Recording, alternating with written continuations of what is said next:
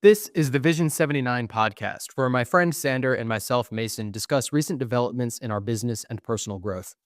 The name Vision 79 comes from our respective racing numbers. Sander's is 40, mine is 39, and together we have a shared vision for success in business and our personal lives.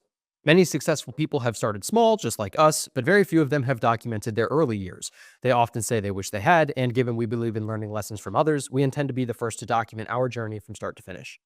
Today, we'll discuss what life has been like up to this point without the use of artificial intelligence, what changes AI has brought to us so far in its development, where we think AI is going to take us in the future, and much more. But first, we'd like to start each episode with a brief update of where we're at in our business and personal lives so that when we look back on these in the future, we can gauge where we're at in our careers. What do you have for business? Business this week, a lot of long nights and long days, but I have fully acquired the other dropshipping store that I'll be taking ownership of and managing from here on out, working with the ad agency that has a grasp on the ad account that I'll be running. So I had to send them an invoice and then they pay the ads just so that my card doesn't get flagged, no issues in that sense or stuff like that. So I'm going to be doing it that way. So hopefully by the 3rd or 4th, Do they also run through Meta and Facebook? they do, but they're like a big organization. So So they don't get flagged. yeah, That's an really interesting fun. business in itself. Is Meta so difficult to use, you can contract us to deal with Meta for you on your behalf. Yeah, very common. Dude, that's great. We should build a platform like Facebook and make it so terrible to use that we have to, like, I bet they get kickbacks from Facebook too for doing it. They do, but then they have a group of people that deals with it. So I Yeah. got that all set and done. I did have a couple days where I was running ads, and money was flowing, so they were about $500 to $700 days hmm with about 100 to $200 of profit in that Sure. range. So happy about that. Excited to get it flowing again. The two ad agencies that I work with right now, I have Unparalleled for my first store, and then Malu is the ad agency for the second store. And I think we're just going to move everything over to Malu because they're just easier to communicate with. And I like their structure more. They just charge a percentage of the money you spend. They don't have a flat rate per month. So if you're just testing products, it's a lot the bank. easier. Yeah, it doesn't break the bank. So Got it. a lot better in that sense. What is Malu? Is that It's Hawaiian? I think so. It's the company name. Cool.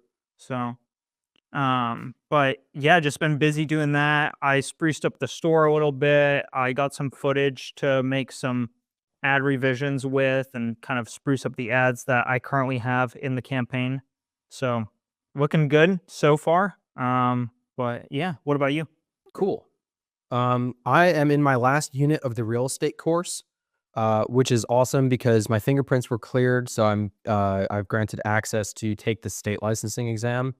I was talking to Tyler the other day about it. Right now, Grace and I went to Vero to look at a couple properties and hang out down there the other day. And while we were down there, there's the property that she's trying to get sold right now. It's an agricultural property. But there's problems with the permitting because the dude has a structure on there, but never got the permits to build the structure. And so I got to see like real time and figure out like, okay, here's your scenario. There's a property that has a building on it and doesn't have a code on it. So how do you figure out who's responsible and how to get the code and what type of code you need, right? Mm, Well, here's the application of the knowledge that I have from the course and my communication like with Tyler, which is agricultural land does not need permits in most cases because the laws for agricultural land is looser because it's like a big plot of vacant land, right? The only one in Florida that you absolutely must have if you're in a high risk flood zone is an elevation type C permit, which basically says you have to build buildings X amount of height because you're in risk for flooding, right? So how do you find out if you're in a flood zone? FEMA, I don't know what that stands for, FEMA, has flood maps of the entire state. So you just type in your address and figure out if you're in a flood zone. We are. Okay. So we started talking to the selling agent about like, hey, we're in a flood zone, so we need this permit. We're not comfortable if you just credit us at closing, like give us the money for the permit because we don't actually know if we're going to get cleared for it. Because if we were to be cleared for it, you probably would have done it when you built the building, right? So we're going to have engineers come out and take a look. Do you have the builders, like the guy who built the barns, contact info so we could talk to him and maybe he can pay for the permit so that like we don't have to deal with it? And he was like, you don't need any permitting for ag land. Like, the builders like don't have anything to do with it. Like, don't bother calling them. And then we're like, no, like we need this permit like here. And so I called the county property appraiser, who's the one that actually deals with the permitting. And they were able to give us the state statute that states that ag land needs to have this flood permit. So we sent him the statute and we sent him the flood maps, and we were like, we need this permit. Like, we'll have the engineers come out, and if they say you're going to be able to get it, no problem, we can credit it at closing. But otherwise, like, you have to get it right now, or the deal falls apart because like we're not going to buy property that's at the wrong elevation. But that was a cool puzzle that we solved in like the 45-minute drive down to Vero that I had a ton of fun with. So we were talking to Tyler about it, and he set the date for February 18th for the first day that he's going to go back to real estate full time. So I scheduled my state exam for February 11th, which gives me a little over a week to study for it. If I'm gonna finish my course tonight and probably take the exam tomorrow, then that gives me exactly 1 week to study for the state exam, and then 1 week after that to interview and pick a brokerage before getting started, like on the same date as Tyler, which is pretty cool. So real estate is good. I have another big update on taxes that takes up most of the rest of business and personal. But do you have any life updates? No. No life? No life. Okay. Been very busy. We'll go straight into the taxes then. So it is February 2nd of 2025. And we have just filed our taxes because Northrop Grumman over withholds like a shit ton of money. So I have a big tax return coming, or refund, I guess, tax refund coming. So we wanted to file our taxes. But in order to file your personal taxes, the business, Kahuna Cravings, has to issue us a Schedule K-1, which is like a Schedule W-2 that an employer business has. We get a K-1 because we're owners. If we hired employees, we'd give them W-2s. So like Grace just got her W-2 from Kraken. Yep. Same deal, right? So we had to run through the numbers of what Kahuna Cravings did this year. So I'm going to give like a brief analysis. I wrote it out just as like a timestamp in history for us to go back to later. So we developed recipes in October 2023 and nailed down what we wanted the product to be. We formed the company in January of 2024, and then we baked from January to April of 2024, and that's when we stopped selling. We considered a TCS food license kitchen for $350 a month at a 1-year lease and decided not to go for it, which left our numbers at an initial investment of $2,000, income of $856.82, expenses of $2,387.75, and net earnings of negative $1,600 roughly. So had we continued with it, we probably would have been able to eat back that negative. But a lot of the expenses were like startup costs. Yep. And so for the business taxes, you put that summary on a 1065, which is like the business's version of a 1040. And the business then fills out a Schedule K-1 to send to each of us. It's like an employee or an employer version of a W-2. And the total sum of that is we can each deduct $799 from our personal taxes. Cool. So I then went on and filled out my personal taxes, which was really annoying because the IRS. So I mailed in our business one by paper, which is unfortunate because it would be way easier to do it like on an online portal like you can for your personal taxes. For your personal taxes, if you earn less than like $84,000 a year of taxable income, they give you the file, like the form, and they walk you through how to fill it out. If you make more than that, they don't. I can only assume it's because then if you make a mistake and you earn more money, they get to keep more of it. Does that make sense? Yeah, I mean, it's a speculation. I don't know, yeah. But anyways, so I went through and I did the direct file, which was basically they give you a fillable PDF and then you type it in, like you enter all the fields, right? Mm-hmm. But they don't let you do any of the math. They only let you touch the input fields. They calculate the output fields. The reason that's an issue is because, well, I've already done all the math. So like I'm double checking everything. It's already done. Like I could have just uploaded my PDF and submitted it, right? But no, I have to fill this out. The issue with that is for taxes, they either want you to leave everything as decimals, like I've read so far here, or round everything to the nearest whole number. And for all of the taxes that I filled out personally, I did the decimals because I like to be accurate. But for this fillable PDF, they round everything to the nearest dollar. So now all the Kahuna forms are going to be in decimal, and now all of my personal forms are going to be in whole number, which is frustrating to me, but I really don't think it's a big deal. So I filled it out. And here's the breakdown of my expenses or my finances from this year. So I earned $79,740 from Northrop. I can take that $799.50 tax deduction from Kahuna Cravings and a $14,600 standard deduction that everybody in the United States gets, which leaves my taxable income as $64,340. That means I owe $9,208 in taxes, but Northrop Grumman withheld $13,826 of taxes, meaning that the IRS owes me back $4,618, which after all those taxes, that leaves me with a monthly income of $5,877. And then before taxes, $6,645, which is 11.5% total income to taxes. So that means with that math, Kahuna Cravings saved me $175.97 in taxes. Cool. That's my finance breakdown. And the reason I have this breakdown done is because my goal for next year is to make more, but pay less in taxes, like less than $9,208 in taxes. Got it. So I did that whole breakdown to give a summary of what 2024 looked like for me. Very nice. That's my business and my life update. Just all taxes, but it's done now. And Yeah. they're supposed to give you a refund within, I think, 21 days of submitting or something. So I should find out if my application was accepted on Monday. And if not, they'll tell me like what I have to fix and then I'll resubmit it. But either way, hopefully I'm getting the paycheck in the next 2 weeks. Very cool. Hoping for the best for you. Yeah. Get a little update. Yeah. Okay. Are you ready for the main theme? Ready? Okay. So today's topic is on whether or not artificial intelligence is the next revolution. Artificial intelligence is becoming more prominent in the world and has rapidly infiltrated the industrial space in major engineering firms. AI has the potential to be the best or worst thing to happen to humanity. In either case, I think it's set to change the world in a major way. I'd like to take a moment to reflect on the world we currently live in, our perception of AI, and how we complete work today. I want this to serve sort of as a time capsule, like that video of people who went to McDonald's the first time they were able to use credit cards. And like now we look back on there and we're like, what the fuck? Like, I can't believe that you lived in a world that was like all cash or like all debit cards. Yeah. And now you can use credit. So I know this is going to I think the whole world will be totally different in 5 years. And so I want today to kind of like surmise how we grew up. Yeah. Like this is the year the iPhone first came out, and everyone's like, I grew up with Blackberries and typewriters, and now today we can't imagine a world without iPhones. So Yeah.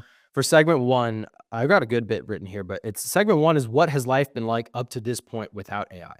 So how did you grow up without AI?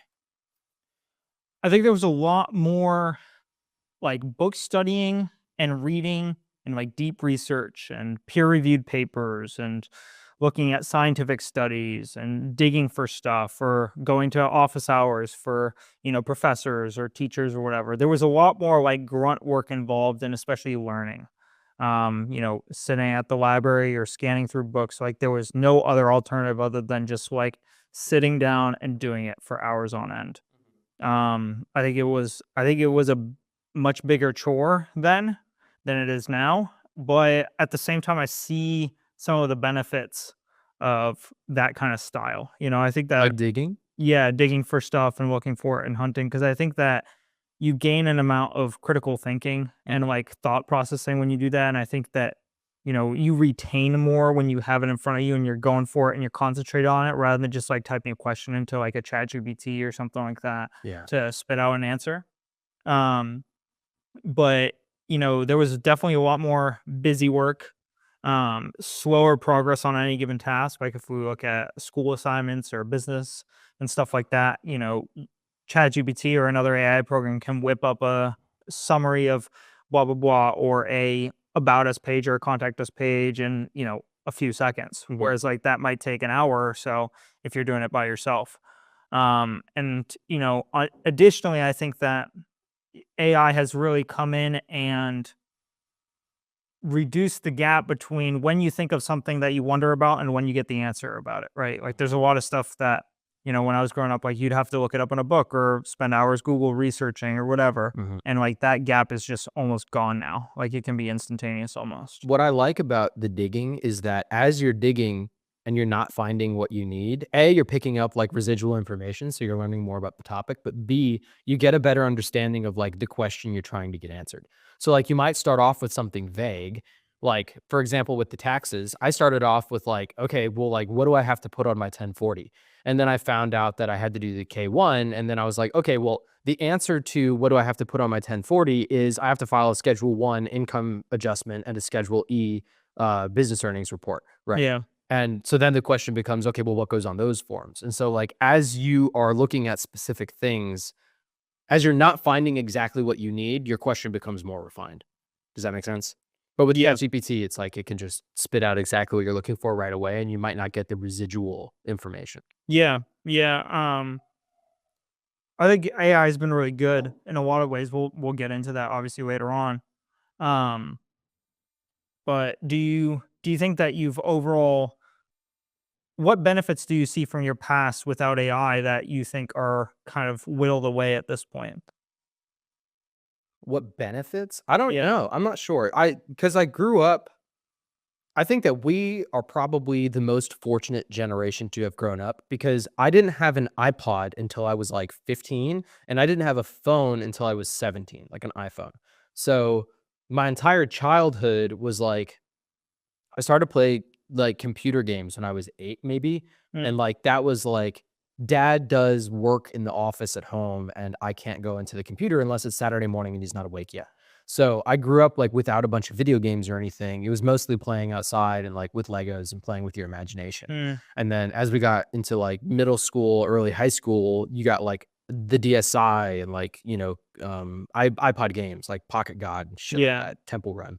And then as I got into high school, it was all like, iFunny and sexting and dick pics and Reddit and shit like that. And now it's just full blown like X wars and shit like that, right? But I think that we got like the perfect slice of everything. Cause like the generation before us, or I guess like if you were born in like the 80s or like early 90s, you grew up with like wired phones and you appreciate the iPhone way more. But also there's probably a lot of shit that you don't understand or like can't get like as firm a grip on. And I'm Yeah. not talking about like, the intelligent people out there. I'm talking about the average person. Have you seen that video of the lady who walks up to the McDonald's now has parking spaces out front for like online pickup? Mm. Like park, order it on your phone and they'll bring it out to you. Yeah. And she walked up to the sign at the front of the parking spot and like tapped on the phone painting. Yeah. Those people, right? They probably like I think we got like the perfect slice of time. So like growing up, everything that we did in like elementary school was all pencil paper. Yeah. Like I didn't have a scientific calculator until my senior year of high school. Like we had the 4x4 Got it. calculators, but like I didn't have anything that could like I couldn't write out systems of equations in these calculators, right? All the books in middle school and high school were paper, so they were really heavy. Um, so you'd have to stop at lockers between a couple periods because you could only bring books for like a certain number of classes before you'd have to swap them out, right? And I started thinking, are they not going to have lockers anymore? Like, because you don't need those books because now you can have like one phone or iPad and have access to all these True. books, right? So like, are they going to eradicate lockers? That's an interesting thought. And homework sucked because we were already made to be at school for 8 hours a day. So extra work on top of that was in some ways worse than having a 9 to 5 job because you're there from fucking 7 a.m. until 4 p.m. and then you have more work to do after Yeah. that. It seems Yeah. fucked, right? There's a Um, lot. but with AI, I mean, you can rip that homework out in 25 minutes. Like, Yeah. I feel like there's been a real reduction in the quality of the learning though. yeah, yeah, Someone who just rips off a bunch of answers from ChatGPT isn't going to learn the material in the same way that someone who read the book and studied it and, yeah. worked through it is going to learn the material. Yeah, it's what's the phrase is like read and understand, do and know, or something like that. Or Yeah. read and remember, do and understand. I can't remember. But it's like the more engaged you are with something, the better you retain that information. Yeah. 100%. So I think kids are subject to that. But also like I don't go to my high school anymore to see like how kids are acting like nowadays. But like True. all the videos online I see, it's like a fucking gymnasium. Like the kids are going fucking crazy. Or like doing drugs in class and shit. But you're always only gonna see the worst online, Yeah. right? Yeah. Social media is always the worst. Yeah. So it's tough to gauge like really how well kids are learning. Um, I feel that I've been able to learn probably to a similar amount faster with ChatGPT now than from traditional methods of study, but I don't abuse it, right? Yeah. I think there's some people who are going to abuse it. Every high school kid is going to abuse it. So like so let's move on to college now. I got my scientific calculator in senior year of high school, which was big for me, and then I got it taken away for the first 2 years of college because we weren't allowed to use them during tests. So like you can use them for homework, but like when it comes time to actually do the test, you have to know how to do it longhand, which was a real kick in the dick for me, because I'm terrible at that. If I can use the calculator, I'm way better, obviously. But at that point, I started to take notes on my laptop. Now I have a laptop, so I can take notes on Google Drive. This is the first time I've taken notes not on pen and paper in college. As you know, I started to take notes on the laptop. Chegg came about, which was like, dude, Chegg has to be so obsolete now. Chegg must have fewer Google searches now than ever before. That's an interesting question. Because I mean, with all the AI out there, and do you remember? What do you use Chegg? Do you remember there was a website? It was called like Symbolab or something that would do differential equations. That was a big site, right? So Symbolab and Chegg are probably both dead now, right? Like they had their heyday. We were there in their heyday. So like we were using the tools that we had. So like we were resourceful and we were crafty. And I remember, dude, kids would like sneak their phones into tests and like they would keep it in their shoe. And then when the teacher would like not be paying attention, they would like lean down and like type something in like without the teacher like knowing. It was fucking like crazy the amount that people would do to cheat. But could you imagine how much easier it would be to cheat if you had AI or if you were doing so?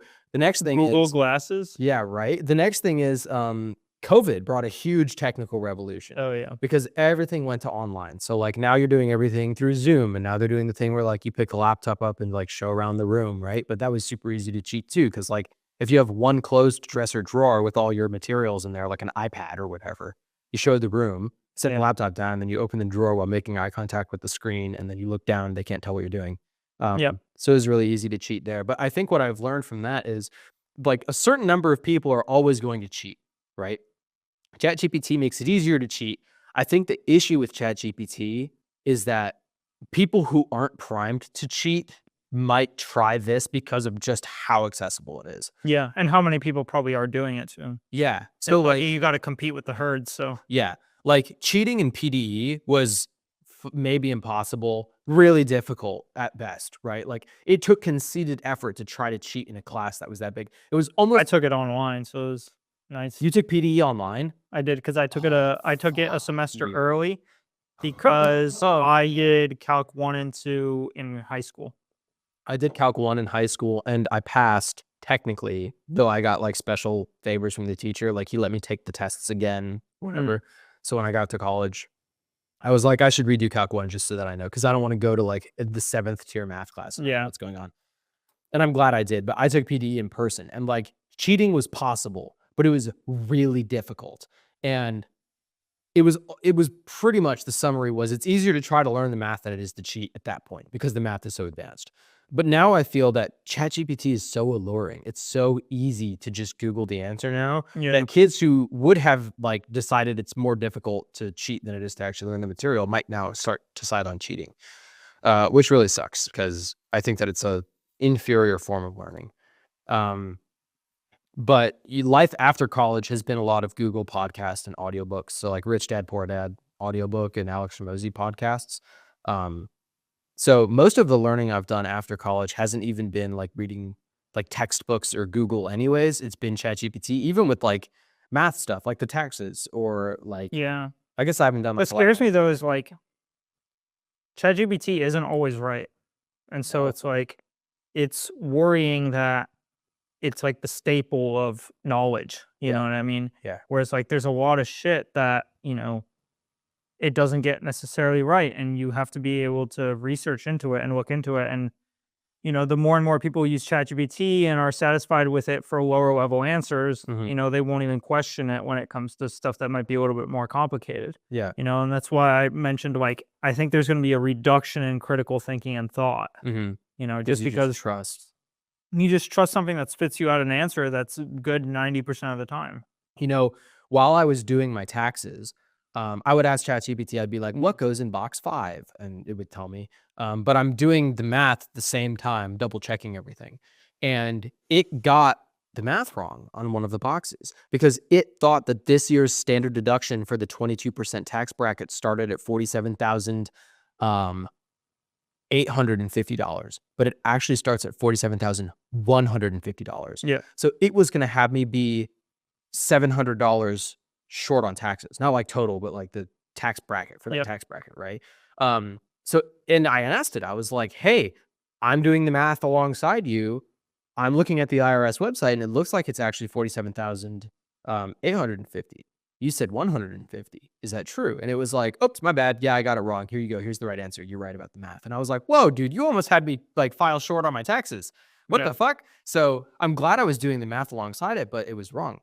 And I had a briefing at work the other day on like cyber type stuff. And this, we had questions about chat. None of it was about ChatGPT classified. The classified stuff was different, but it was like a professional who was he had the credentials to speak to like cyber stuff like ChatGPT. Okay.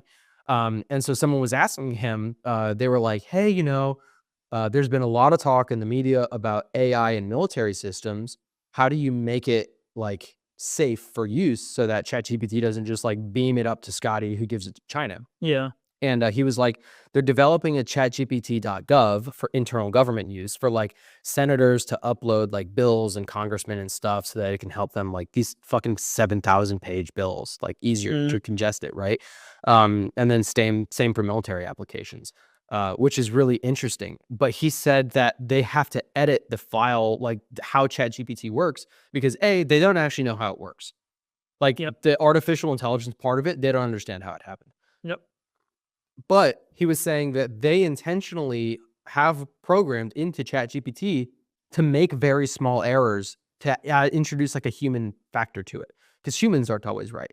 So if you pay attention, sometimes it makes grammatical errors and sometimes it makes spelling errors. And I found that it made a mathematical error or like a citation error.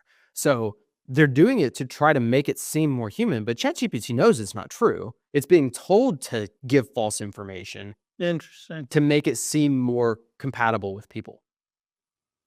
That's weird. Isn't that weird? Yeah. And I wouldn't believe it if I hadn't have experienced it firsthand. But like I raised my hand and I was like, dude, I had to help me file my taxes the other week and it was wrong. And he was like, that could be an example of it. I don't know. Because like it didn't do any math wrong. It cited the IRS website wrong. Yeah. Which is also interesting. Yeah. Very interesting. I don't know if I'm much more keen on the today and the tomorrow. Let's get into today. Yeah. Here, segment 2 is what changes has AI brought to us today? So like this is the beginnings of AI. ChatGPT came out like a year and a half ago, maybe. It broke the world. Now they're trying to work toward the artificial general intelligence, right? AGI. Yep. But no one's done it yet. China just came out with Zuckerberg. My best friend said that it would be released later this year. So. Hey, the AGI. Yeah, artificial general intelligence. That's scary, because if they already don't know how ChatGPT works, what the fuck is that? Yeah, I have a question pertaining to that later on, actually. Okay, cool. Well, do you want to start us on segment 2? Sure. Yeah. I'll start with kind of like higher level stuff, and then we can dive into some of the more deeper things. But I think that just on the surface level, some of the things that AI has brought to today include you don't really need, especially for online business stuff, you can have a large reduction in employees. There are just so many AI programs to respond to emails or do some marketing for you or even create advertisements for you and stuff like that. And they're not all great, but they're getting there and they're getting there quick.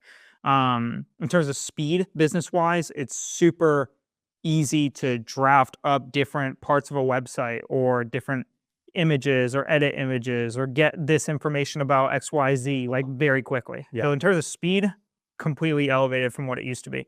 And then I had some stuff in regards to like the arts as well, because ChatGPT and other programs like Dolly are starting to do artwork. You know, there's artwork available. AI is making music. I've seen AI actually do podcasts about different topics. So you'll give it topics and then like the AI will talk with another AI about the topic and have a debate. Or it'll have a debate with you as a user. So just really interesting stuff like that, kind of taking over the analytical world of business, math, and science, but also taking some precedence over the arts and music kind of space and sphere as well. Yeah. Dude, I want to say that I hadn't even considered AI getting involved in the arts, but I did, because 2 weeks ago or last week, there were a bunch of leaks of Eminem songs that were never released. And I listened to the first one and I was like, this is so good.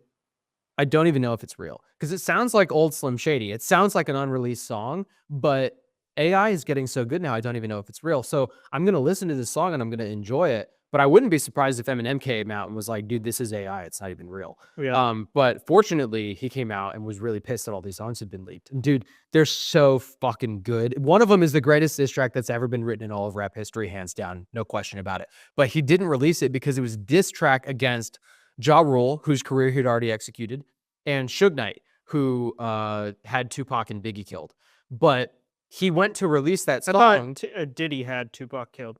I think they worked together on it. I think Suge Knight was like, Diddy made the order that Suge Knight found the hitman tag. Oh, got it. Did it. So Suge Knight, I think he's in prison now. I don't know. Womp womp. But the TLDR is Dr. Dre was like, hey, man, maybe don't put out this song because they will actually kill you over it. And yeah, maybe you make a point, maybe you make a statement, but like it's not worth it, right? But so Eminem never released it, right? Now the song has been released and everyone's like, I cannot believe you were sitting on this for so long because this is so fire. And there's a song that was released that's actually, it turns out that song was cut up into 2 different songs and remixed with new lyrics to be on his new album. So you listen to the new songs on this album and you're like, oh, if you combine parts of these 2 songs, you get this old song. And that old song is actually a Michael Jackson diss on how much he touched kids. So he like cut that up and remixed it. So now you listen to the new song and you're like, oh my God, dude, that's crazy. Like this should have been a Michael Jackson diss, but he like, Yeah. it's so good, man. But I thought that might have been AI leaks too, but it turns out it A was. slight divergence on the topic, but are you familiar with Vice? They're like a interview brand podcast kind of thing, and they interview different people from like different weird jobs. Every person they interview wears a mask because usually they talk about like murder or like crime or stuff like that, like crazy shit like that. Got it. They were interviewing this guy who his job is to clean up crime scenes. And so he was talking about some of the crime scenes and like it was just crazy shit. But one of the things he mentioned was he had to clean up the penthouse of a God, what did he do for a living? He had a meth lab in his penthouse, and then he also shot porn on the side. That's awesome. And so the cleanup guy got to the penthouse to clean up. He said that every single surface was coated in baby oil. Like, did he? Like every surface, like floors, walls, ceilings, tables, cabinets, appliances, everything was coated in baby oil. He said that it was so bad that the carpet in the penthouse in one of the rooms, they had to pull up the carpet and then pull up the floor beneath the carpet because the baby oil had soaked all the way through that floor. Dude, I would pay anything to see that porn. Isn't that with that much baby oil? You've probably seen some of it. I don't know, dude. I've never seen porn with that much baby oil before. That's crazy. That's probably some like fucking Bin Laden hard drive shit. It was wild, dude. Yeah, that's crazy. And then he talked about like cats. At like how cats, when you die, even if there's food in their bowl, they'll choose to eat you instead of the food in the bowl. Why? They like it more. So like he's gotten to crime scenes where the cats have eaten the brains out of like the victim who fell on their head, and there was cat food left in the bowl for them that they hadn't touched. That's wild because I offer food to my cats every night and they never take it. So like I have a hard time believing they'd eat me, but maybe they would. Maybe they'd eat something that I offer to them finally. You know, last week I was talking to Justin about this. I don't know if we talked about this on the podcast. Correct me if we did, but he sent me the footage of the airliner hitting the Black Hawk helicopter, and I was like, I have a better video. Yeah. So I sent him the drug tier list. Yeah, that guy you said the guy made meth, right? This dude made crack at home. Got it. And he was talking about how to make it because apparently it's really easy to do. Apparently it's just like cocaine, baking powder, and water, and that's it. Like apparently you mix it up and then freeze it and then you melt it in a thing and smoke it. I don't know. Oh shit. Have you seen the memes that are like, bro, I have a business idea, and then it's like bro's business idea, and it's just footage of planes in like the fucking Amazon or in Colombia? Have you seen those memes? No. Where it's like one guy's like, bro, I have a business idea, and it's like bro's business idea, and it's just like footage of planes like flying out of Colombia or like some warehouse with meth in it, or like some little rinky-dink boat with a bunch of packages on it. Dude, one time, you know Zach Judge from college, right? Yeah. Fucking break caliber, yeah. Dude, he texted me like maybe a few months ago and he was like, bro, I have an idea. And I was like, okay. And he was like, I'm going to build a boat. And I was like, what kind of boat? And he was like, a raft. And I was like, out of what? And he was like, I'm going to go to Home Depot and I'm going to buy a bunch of plywood. And I was like, what? And he was like, dude, I think with a motor, like we could do this whole thing for under $500. And I was like, I don't know who you're talking to unless you got a turd in your pocket, buddy. Like, I don't know what's going on. And he was like, are you in or are you out? And I was like, out, like hands down. What are you talking about? It's fucking ridiculous. But back to ChatGPT.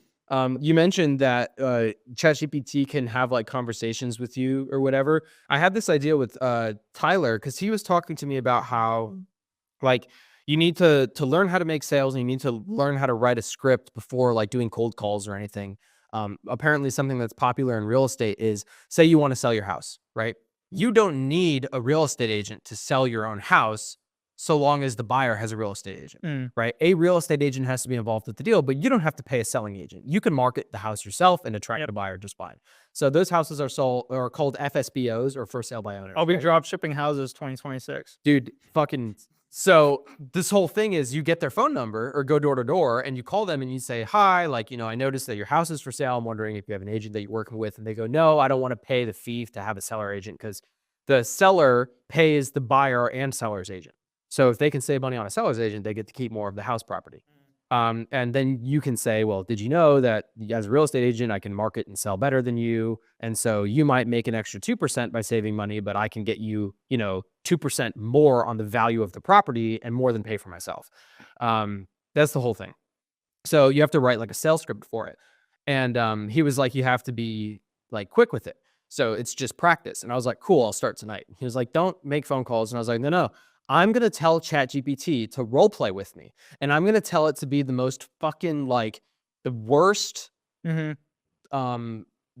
actually I had the roles reversed. My first idea was I'm going to be the seller. Like I'm the homeowner and ChatGPT is going to try to sell me on it. And I'm going to have ChatGPT use all of Alex Hormozy's sales techniques on me. And I'm just going to say, no. I'm going to be the most belligerent salesman. Right.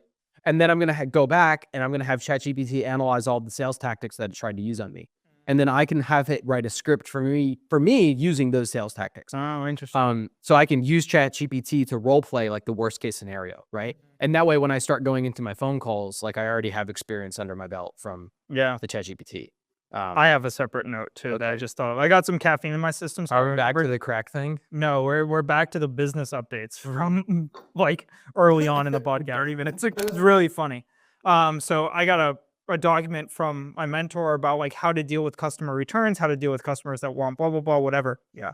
So it's got a bunch of like different scripts in it, essentially, to like how to deal with customers. And essentially you try to give them a partial refund first and then work from there, right? But it's funny because when you're going through the refund process, you essentially what you do is you look at the customer and then you say, okay, this shipped to Canada. I'm going to set the return warehouse as Australia. Okay. Because I know in my return policy on my website, I state that it's not the company's responsibility to pay for return shipping on return products. So I up the price of. So you set a random warehouse in another country, and you're like, oh, our warehouse is in Australia. Shipping will be blah blah blah blah blah. Yeah. Alternatively, if you would like a 20% refund instead of paying the shipping that may be over the cost of the product, right? We can do that, and then you work from there. And then if they don't take your like 20% refund offer or your 30% refund offer, you change your email signature to like your company management. So like you change the name, you might be signing as like John, your customer support, and then you change it to like Melissa, floor manager, and blah blah blah, whatever. To make it seem that they're already at the top of the chain. To make it seem to the customer as though you forwarded this claim off to someone who's higher up. Got it. And then that higher up person will be like, I know the previous person offered you 20%. They're relatively new. What we can do for you is offer you a 40% refund, right? And so like playing this game, it made me laugh so fucking hard yesterday. It was just so funny to me that like I'm sitting there faking a warehouse over here to get them to not return it because the shipping cost is egregious. Yeah. And then also playing different roles of different people to try and make it seem like there's a management structure here and they're getting a good deal because of blah, blah, blah, right? Yeah. Like it was just so funny in my mind, but I wanted to share that. I think so when I bought my standing desk, the desk manufacturer sent the legs, like the mechanical features, separate from the desktop with the wood. So I received the wood, but not the legs. And so I emailed them complaining, like, where are the legs to my desk? And they were like, they are shipped separately, so they're probably on their way. And I was like, I've already received the top. Send me more legs. And they were like, sir. And I was like, just give me a refund on the whole thing. And they were like, well, no, like, you'd have to send the tabletop back. And I was like, I'm not doing that. You're sending me the legs and you're giving me a refund. And they were like, well, what if we send you another pair of legs? Like, so you have a whole set. And I was like, fine. And then 2 pairs of legs showed up in the mail. So now I have an extra set of legs. That's fine because Grace wants one of these desks too. So next time I'll just go in and I'll be like, hey, let me buy another desk. I already have the legs. Or like maybe I keep the legs on hand as spares. But now they don't sell the desk anymore. So now I have an extra pair of legs for, I guess, when mine break, I can replace them. But Yeah, fair enough. yeah, I guess it depends on the reason they're refunding, right? Because the Hormozy principle of like way overcorrect for a mistake is one thing. But if they're like, I bought it and I don't like it, like I decided that I don't want it anymore. That's like a shitty reason. Also, my thing too is like the drop shipping customer support system is very different from the long-term business model customer support. Because it's a one-time purchase. It's not necessarily a one-time purchase, but traditionally speaking, you usually build a drop shipping store over the course of 6 months and then sell it off to someone else. So you'll build a store, you'll get, some good revenue flow going, and then you'll sell the store for 50, 60 grand to someone else who takes it over, traditionally speaking. Why not just keep the store? Because products will whittle out at some point. So I haven't gotten too far into it, to be honest. Mhm. That's just like my perception from the discussions I've had with my mentor so far. Yeah. Is traditionally speaking, usually another interested company will buy it and put it into their major store. Like they have a really big store, and then Yeah. they'll put it in there. But my question in my mind, like you, is like, well, how do I build my big major store, right? So it's just like, it's depending. I think probably what I'll do is I'll get a couple stores going, get a few products going, get them scaling up, and then build a different store that encompasses all of them, Yeah. and then run all ads for all the products through that one main store, and then build a potential brand from that Yeah. that can be like a really solid base for customer support, right? Yeah. Instead of just like a 20% refund, 30% refund. Oh, we don't do that, blah, blah, blah, blah, Right. right? So it just depends. I don't know. I mean, I'm still early on, of course. I'll Well, figure this out. that was my thinking is if you have like a larger umbrella company, then you can do better customer service. And then it actually if you build this store, you can fuck all your customers out of like returns and stuff and keep your money because you're just going to hand the store off to someone else. But you don't build like brand recognition Right. or like brand The trust. brand thing I haven't gotten into yet, Right. but it's something I'm interested in for sure. Got it. Yeah. Yeah. Because like when you buy from Amazon, right? Like Amazon is that umbrella company. Like all the other stores, like right now, I bought patio furniture with some Christmas money, right? Mhm. And they sent me everything but one piece. It's the bottom part to the table. So the table works without it, but that little bottom part is like a shelf, so you can put stuff in. Oh, got it. I want that last part. And I'm communicating with the store. Amazon says like we're not going to talk to them. You have to talk to them one-on-one, right? So I go to them, but I trust that I'll be able to get my part because they're an Amazon seller. So I'm not really concerned about it. I'll probably get a partial refund or the part because it's through Amazon. I have some trust. Yeah. And so you could create like a similar umbrella company and then have those types of things too. If this patio person were a drop seller and was like, oh, I'll send you the part, but you have paper shipping is coming from China, then it's like, that's not happening. But Yeah. now I have brand recognition, not with the patio furniture company, but with That's what I Amazon. want that umbrella Right. website to be. Oh, at some point. Obviously, it's so early on. Like I'm not concentrating on it yet, but yes. Yeah. Agreed. Yeah. So back to AI. Yeah. I'm back to almost AI. I'm almost bummed with the direction that it's going because Shaq Shake Chameleon is now like a dated like Shaq Shake Chameleon was so funny. artifact. though. If you haven't Yeah. seen it, look up Shaq Shake Chameleon on YouTube. It is so funny. Yeah. It's a bummer that everything is so like, do you remember the Will Smith like spaghetti one? You seen that? Yeah, forever ago, right? Yeah. It is like early AI, like Shaq Shake Chameleon early AI. Oh, really? Yeah. Now you can do like AI fucking porn with like the people that you know. Like you give AI their Instagram and it makes porn of them. But no more Shaq Shake Chameleon. I'd so much rather see Shaq Shake Chameleon porn of people who I know. But That'd be fucking so funny. yeah, the arts is an interesting thought. Because music, I mean, if ChatGPT can do everything better than people can, then at a certain point, Well, that's what AGI is supposed to be too, because it's artificial general intelligence. It's supposed to be. what's the difference between that and ChatGPT?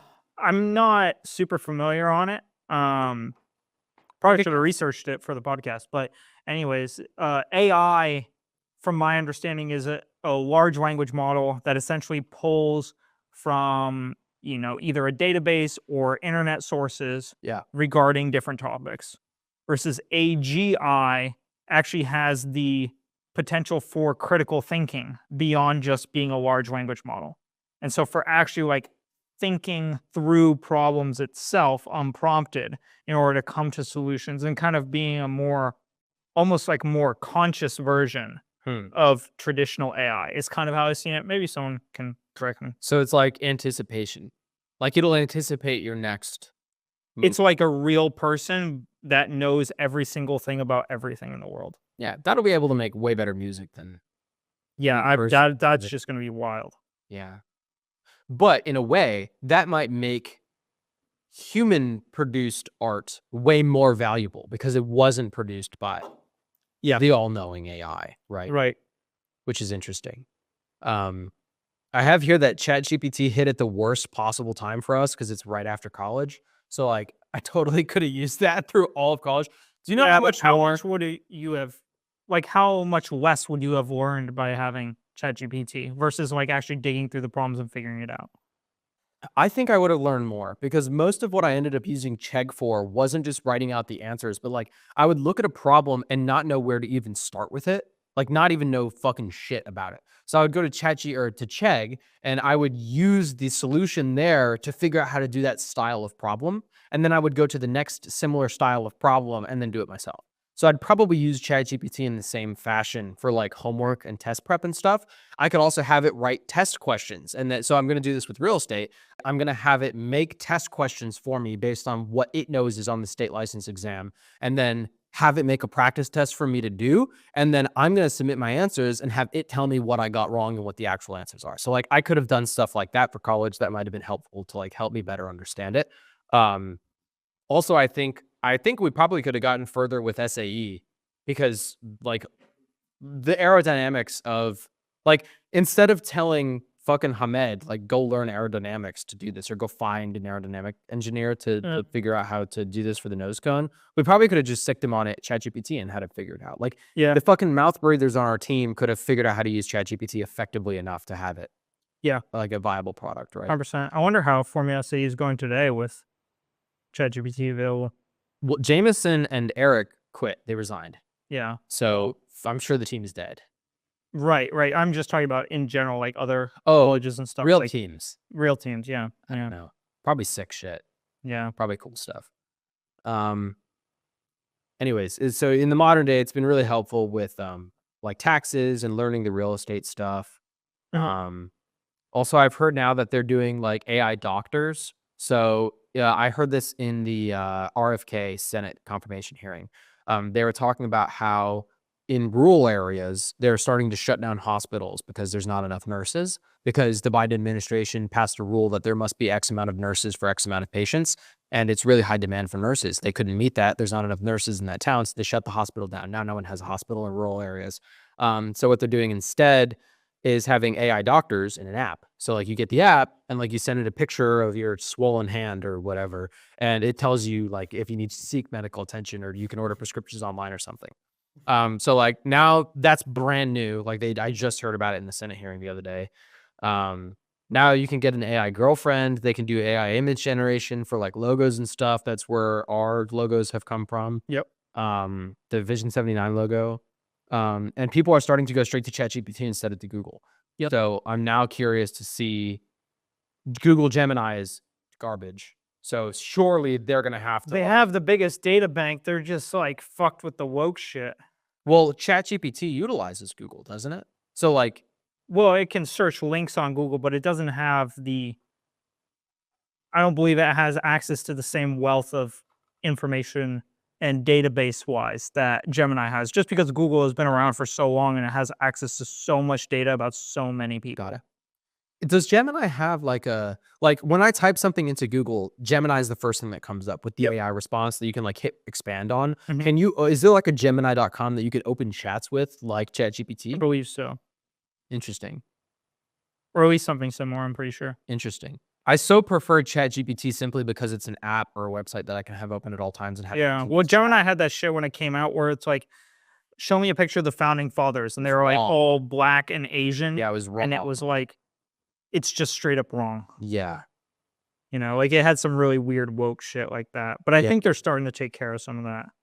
Yeah, I hope so. Well, the DEI stuff, dude, I don't know. The DEI stuff, they're getting rid of like all the DEI practices and stuff, which is cool. But I've also heard that they have like stopped hiring or like had people fired or something. So like they had the Black Hawk helicopter crash happen because there was one air traffic controller doing the job of two because they had a bunch of layoffs from the DEI stuff. So like they're understaffed right now, which sucks. Well, that's kind of also that specific tower was understaffed for years.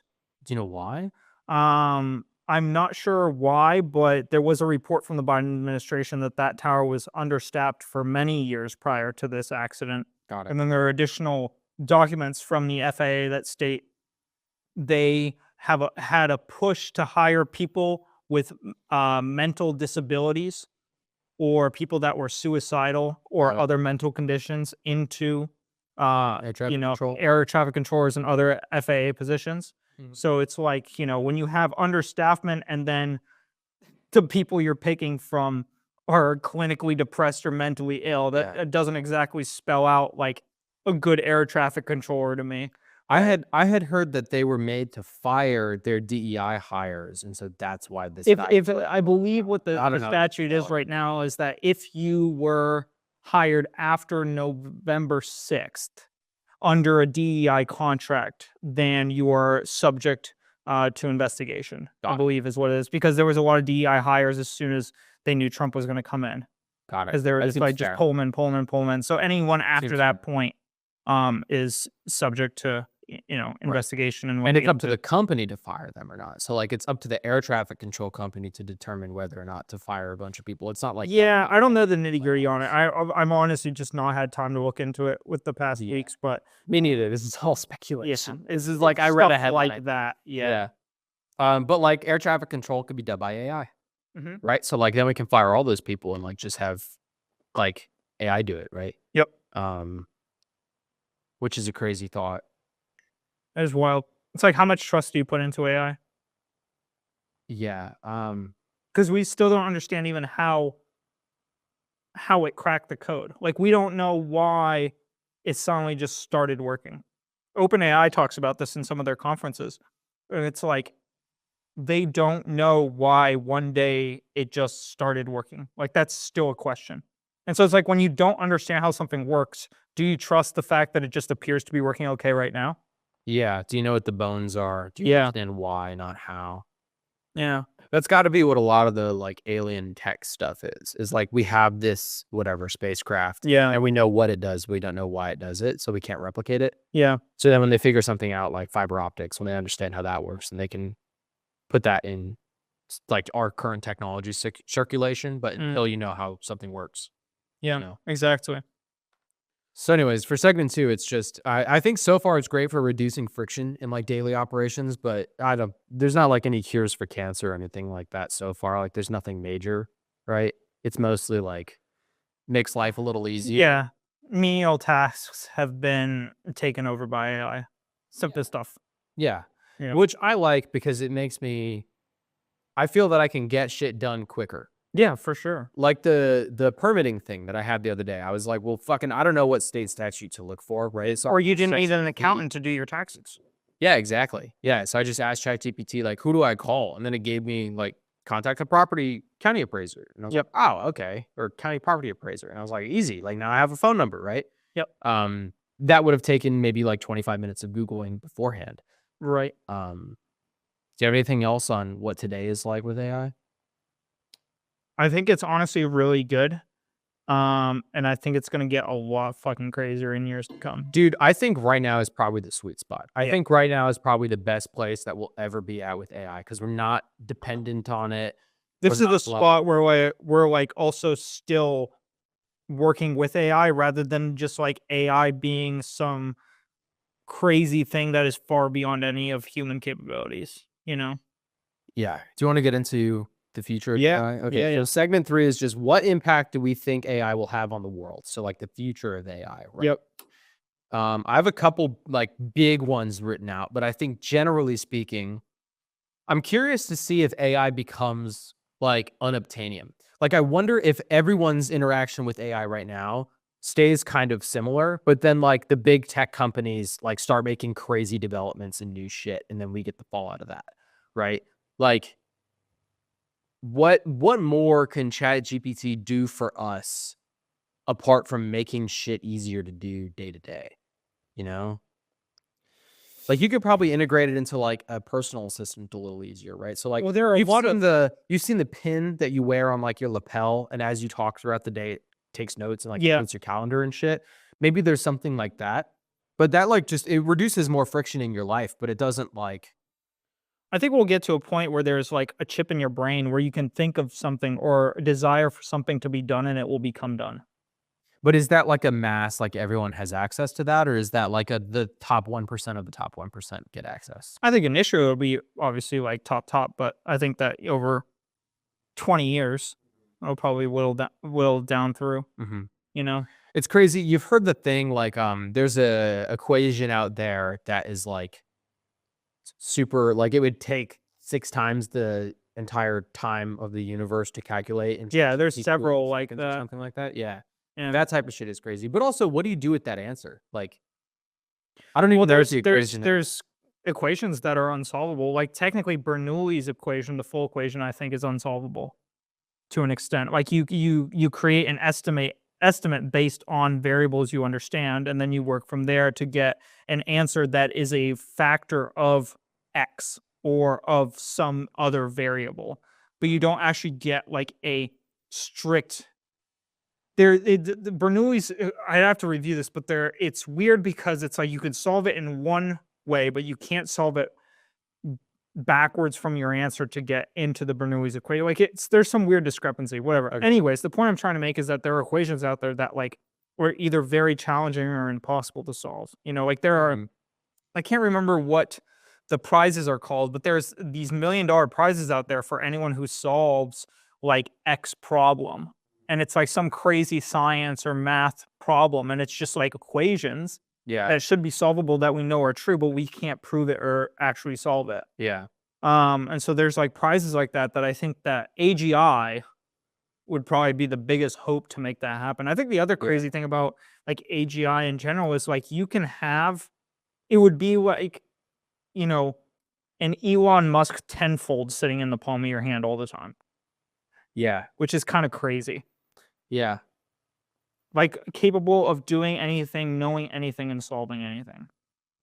Like that's a I wild thought. It solving almost makes it feel like why are we even here? well, there is so I've thought about this. I think there's one reason for us to stick around, and it's this.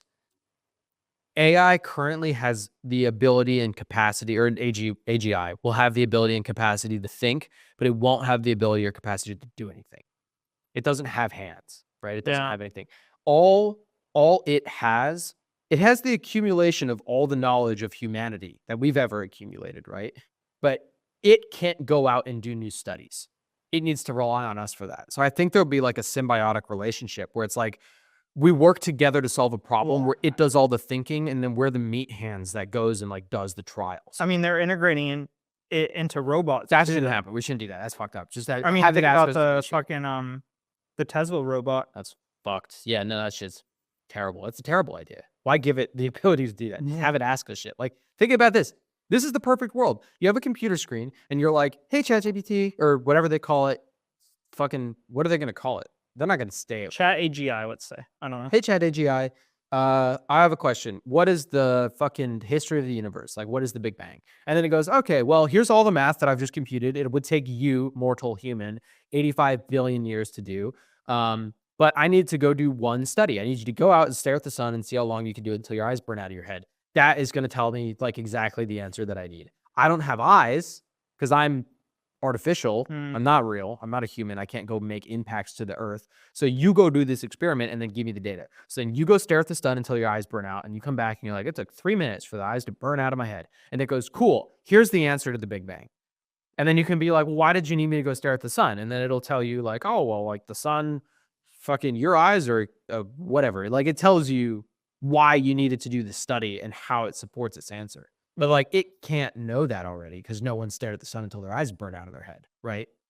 So like it can only work off the inputs that we give it.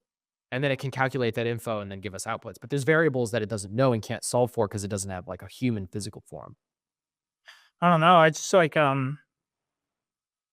Unless we give it a robot body, which is so fucked. We shouldn't do it. yeah, I agree it can't do physical retarded. things, but it does have the potential to prompt itself through different questioning. You could Yeah. theoretically, prompt itself through different lines of questioning and like go off on an uncontrolled tangent from our end.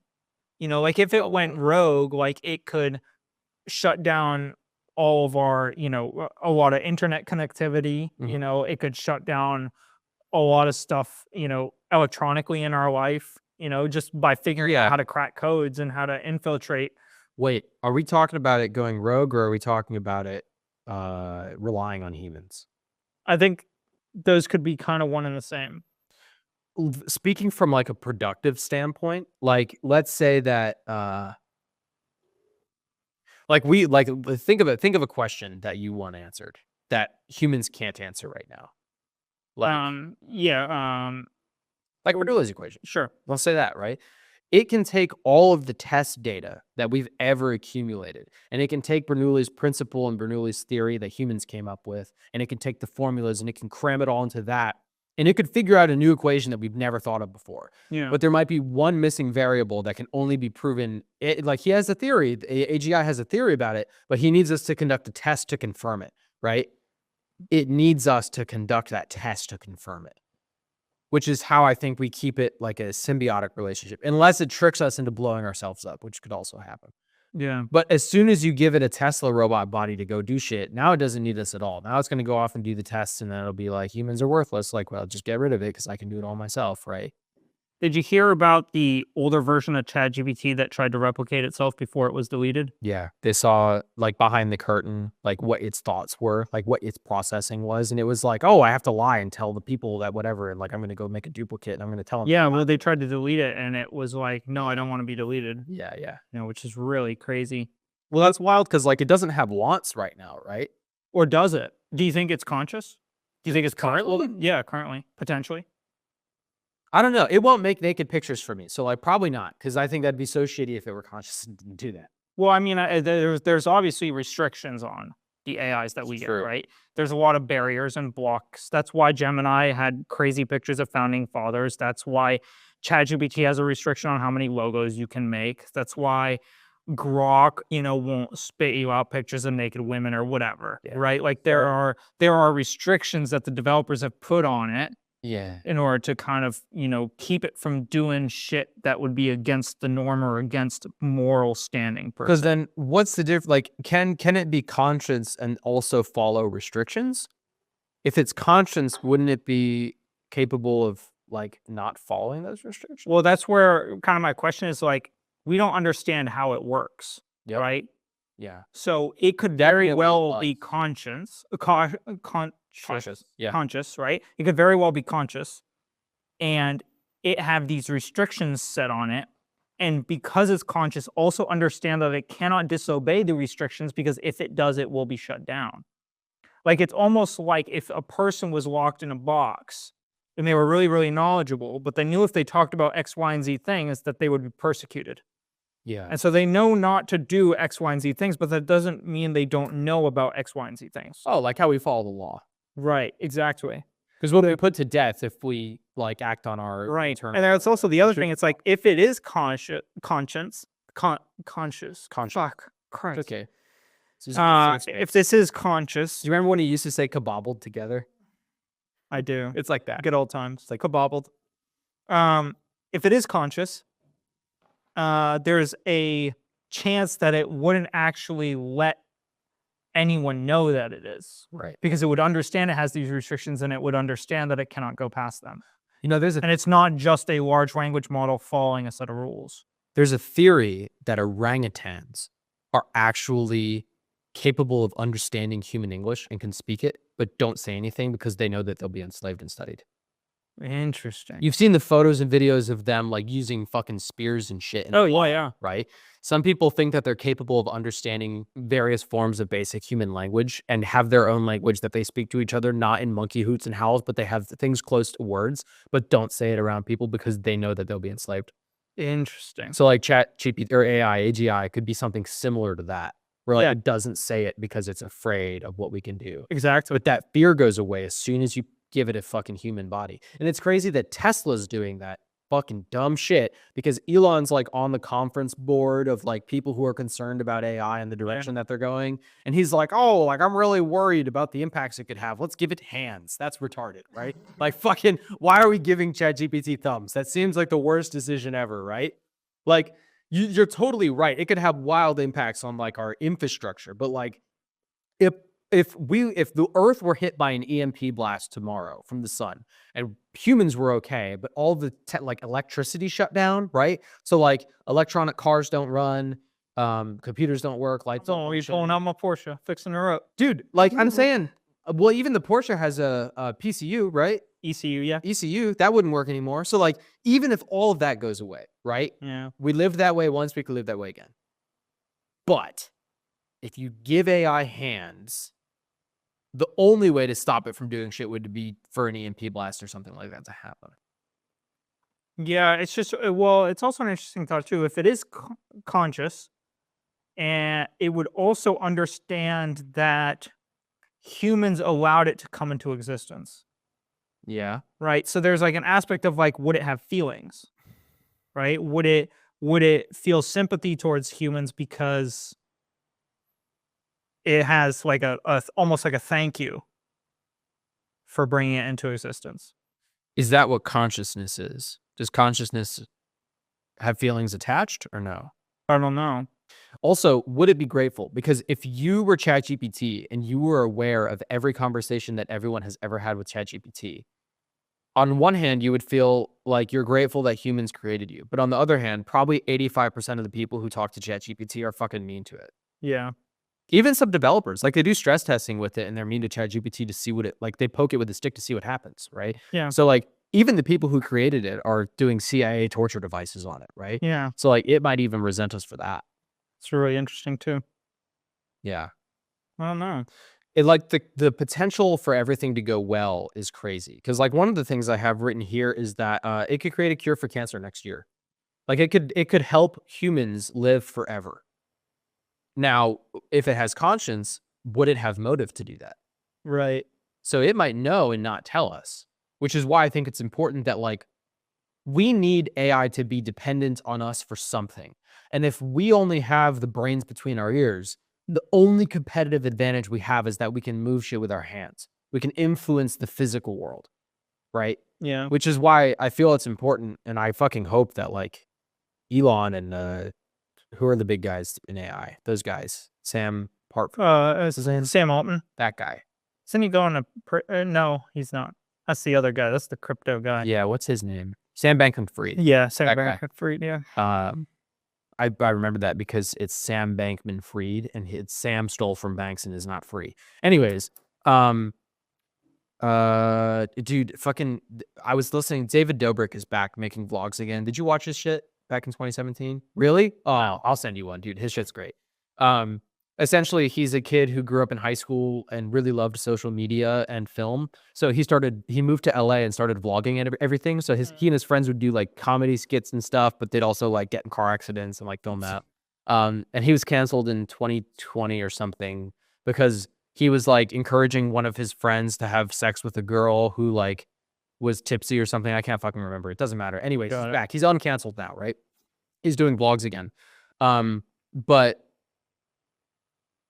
he said that he was once at a nightclub and everyone was talking about this guy. They were like, have you met this guy? Have you met this guy? He's in the VIP area. And he was like, no. And they were like, dude, he buys them out of their most expensive bottle service every night. He was like, what? And they were like, dude, last night he ordered $200,000 in liquor.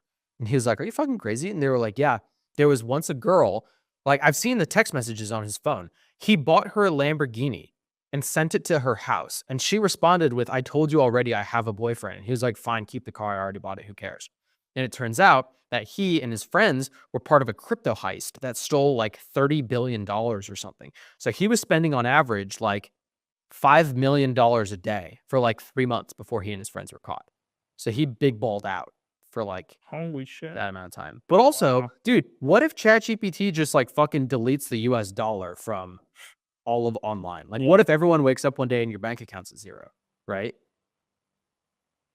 Very interesting. That's scary. But okay, so I was talking about good things. It could create the cure for cancer tomorrow, which would be cool, right? It could solve interstellar travel. So like all the alien shit that we have, it could help us develop that or understand that. And then like, you know, then SpaceX becomes worthless because now it's like old machinery, right? Which is crazy too. I also have concerns about the future of warfare, because especially with false flags, which is when you throw yourself down the stairs and then say you were pushed, right?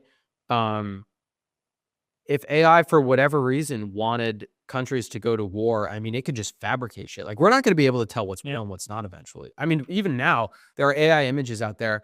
I remember like 6 months ago, when you would see an AI video, like the Joe Rogan advertisements or something, you'd look at it and you'd go, nah, that doesn't feel right. And you'd swipe past it.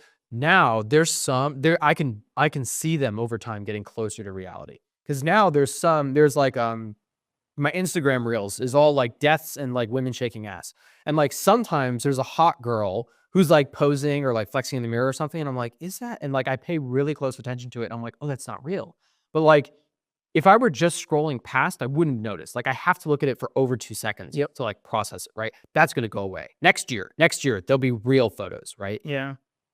And like what if you're scrolling through and then one day you see you doing something that you've never actually done before, right? So like, how are we going to tell what's real and what's not? And then at that point, can it start to change the past?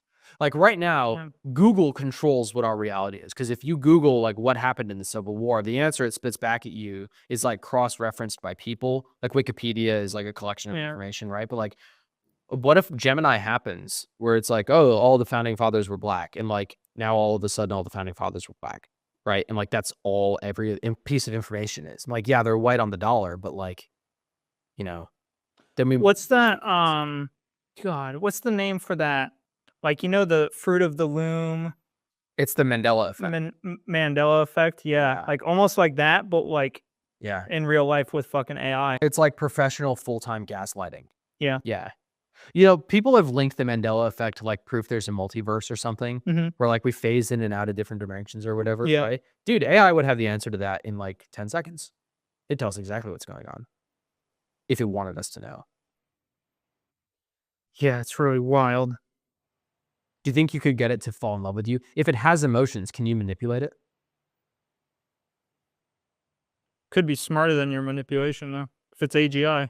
If it's all text, if it can't read your facial features or whatever, you could craft really careful. Like it won't be able to detect your true motives because it can't see you. Like if you cover your camera or whatever. Yeah. You could trick it, I bet. Probably. But then to what advantage? Right. It's a little bit worrisome. A little? Yeah. I'm super worried. Are you? Yeah. Yeah. Well, because so far, false flags are really scary. Like in real life, when they happen, they're terrifying. There was once, I don't know if you know this. I don't know if you've heard this story. I think this was when the United States first unleashed the F-117 stealth fighter on the world, right? And this was, I think, peak or end of Cold War. And Russia was paranoid because America has the SR-71. They have the F-117. Russia doesn't have any stealth technology. They don't know how it works. It doesn't show up on radar. They're freaking out. America has ICBMs. Like, not a good time. And there was a Russian guy in an outpost, I think close to like Alaska. And he saw something flash on the radar that looked like an intercontinental ballistic missile heading toward Russia. And he's alone in the office. It's 2 a.m. in the morning. And he has to make the decision as to whether or not he hits the button to fire back at America. And he has come out and told the story like many times publicly. And he said that the only reason he decided to not hit the button is because he thought if America were sending nuclear warheads to Russia, they wouldn't just send one, they'd be sending a bunch. And that's it. And it turns out it was a bird on the radar. Wow. That's how close we came to like the end of the entire world. Wow. So that I have goosebumps right now. That's a scary story to me. Yeah. And if you introduce AI into the mix, I mean, like imagine like the Russian disinformation has already been proven. Chinese influence on the American population has already been proven, right? Yeah. So now what if on Chinese TikTok, there's a bunch of videos popping up of Donald Trump calling Xi Jinping the N-word? Like, Yeah. and it's indistinguishable from reality. Like, what if ChatGPT just starts pumping out news? Like, we think that fake news is bad now. Kind of makes you want to get your face off the internet. It doesn't matter. You can get your face off the internet. ChatGPT can put it right back on there. I know, yeah. Like- But it's like, what if you made a bunch of money and then just moved somewhere and then threw away your computer, threw away your phone, took a bunch of cash and just lived out the rest of your life? The problem is, even if there's one photo of you out there, which there already is, ChatGPT will be able to make Well, what's it worth if no one else knows you exist? What do you mean? Like there's going to be photos of me on the internet, right? Mhm. But if everyone thinks I'm dead or gone, why would it matter that people create fake versions of me? ChatGPT could do either. It could make you could be alive and well right now, and it could make everyone think that you're dead. Right. Or you could actually disappear off the face of the earth, and it could keep living your life online with like fake vlogs and fake. Right. But if I don't have contact with anyone else, or Uh-huh. my contact circle is very small, Uh-huh. then why does it matter that it creates this crazy fake shit about me? Well, what if it creates a fake Instagram profile and then it starts communicating with people via DM and pretends to be you? Like, it could totally Right, sure. But if I don't know, my point being is if no one knows where the real me is, why does it matter that it does that? If you're like totally out of contact with everyone. Right. Like I have a yeah, couple sure. of contacts on my phone. I keep touch with a couple of people on encrypted phones and I Yeah. just live out in fucking Simba. Canada in the fucking middle of nowhere. I don't know. I would be concerned because like ChatGPT could still make you so hated that like nations could come after you. You know, especially if you don't have contact with many people, they could make it like ChatGPT fake media could make you out to be like a scapegoat for everything. Right. So like you could be the reason for the false flag. You could be the next Edward Snowden. Dude, I gotta pop off on Edward Snowden. So I watched the Senate confirmation hearing today for Tulsi Gabbard for the intelligence office. I watched the RFK Senate confirmation hearing and the Kash Patel and now Tulsi Gabbard. Tulsi Gabbard is the only one where half of it is in the classified space. But the big things are RFK, the big talking points. Everyone had one issue with each of these candidates. The big one for RFK was that he's not pro-vax. The big thing for Kash Patel. Well, he is pro-vax. He's just not pro-vaccines, unnecessary vaccines pushed on kids. Nope. And ill-researched vaccines. No, I'm saying like this is the headline, like, what the claim is. Like the claim is that RFK is anti-vax. The claim is that Kash Patel is pro January 6th because he did like he promoted like a song that was recorded by the rioters or something, and then he donated that money to charity. And then the thing with Tulsi Gabbard is that she's pro Edward Snowden, right? And the RFK one, if you listen to his podcast, it's obvious like he's not like anti-vax, he's pro-science. There's a difference. For Kash Patel, it's like, okay, I understand that, you know, two things can be true at the same time with January 6th riots, where it's like violence is not tolerated, but also you're taking a stand for your nation. Both can be true at the same time. The problem with Tulsi Gabbard is that she is not recognizing that two things can be true at the same time with Edward Snowden, because everyone will say, hey, Edward Snowden was a traitor to our country and should be persecuted and brought in prison. And you're introducing a bill to try to like give him a presidential pardon and let him back in the United States. Do you recognize that what he did was harmful to the United States? And then she'll be like, he released information that exposed government corruption. They're like, yeah. Two things can be true at the same time. He can like whistleblow, which he has a right to do as a citizen, and especially in the intelligence agency, right? But there's proper avenues to whistleblow. He did not. He stole that and way more. He stole over 1.5 million government classified documents, fled the country, and then released it to foreign adversaries, not pertaining to U.S. citizen personal information collection. He is a fucking traitor. Two things can be true at the same time. He could have exposed government corruption for things they should have been doing and stolen critical like infrastructure secret records from the United States and given it to foreign adversaries, right? Yeah. One trumps the other, hands down. And it's the release of top secret information to other foreign adversaries. And she just like wouldn't like get on board with that. She kept doing the like I'm gonna repeat the same thing over and over again answer. Which it fucking grinds my gears, especially being in the fucking like a DoD contractors, because like there's so many people out there who like heroicize Edward Snowden, and it just drives me fucking insane.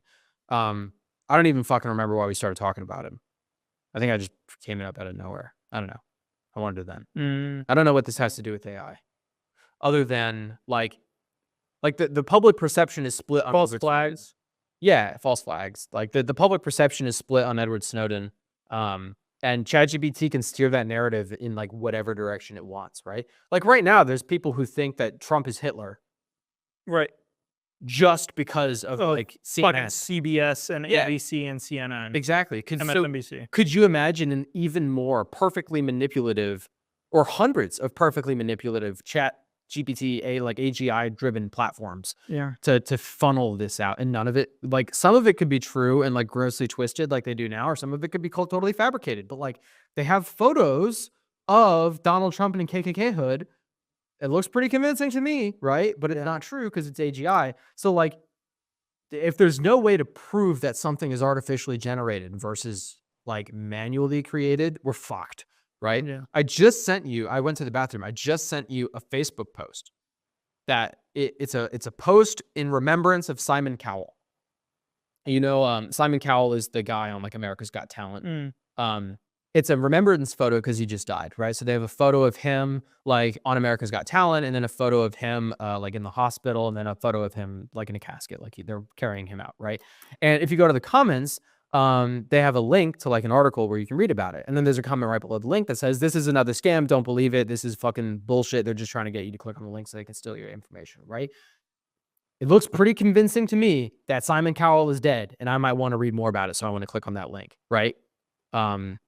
And we were just talking about it. I'm certain that the phones are listening, and they've recommended that to me because the topic that we're talking about right now. But like that shit's scary, and like there's gonna become a time where like at a glance, I couldn't tell that that was fakely generated, right? After reading the comment and looking at it more in detail, I'm like, oh, okay. But like at a glance, and I would argue that I'm above average intelligence of like people in the world, right? There's a lot of people below average intelligence, and average intelligence itself is like, did you know, the average IQ of a person in the United States is like way lower than you think it is. Yeah. Um, It's like 80 something. yeah. And it's not, it's fucking, it's disheartening, honestly. But like, if it's so easy to trick those people, like AI is just going to make it way worse. Right? Yeah. Um, It's going to be a very interesting time. yeah. I mean, it could change history. Like, I wonder what kind of fucking deep fakes will be in 2 years. You know? yeah. And like, how will we tell that they're deep fakes, you know? Yeah. And then it's like, you could create an entire Modern Wisdom podcast that's not the Modern Wisdom podcast, but it's got every single guest on it with Chris Williamson that just says different shit. Yeah. Dude, Chris Williamson could interview George Washington tomorrow. Yeah.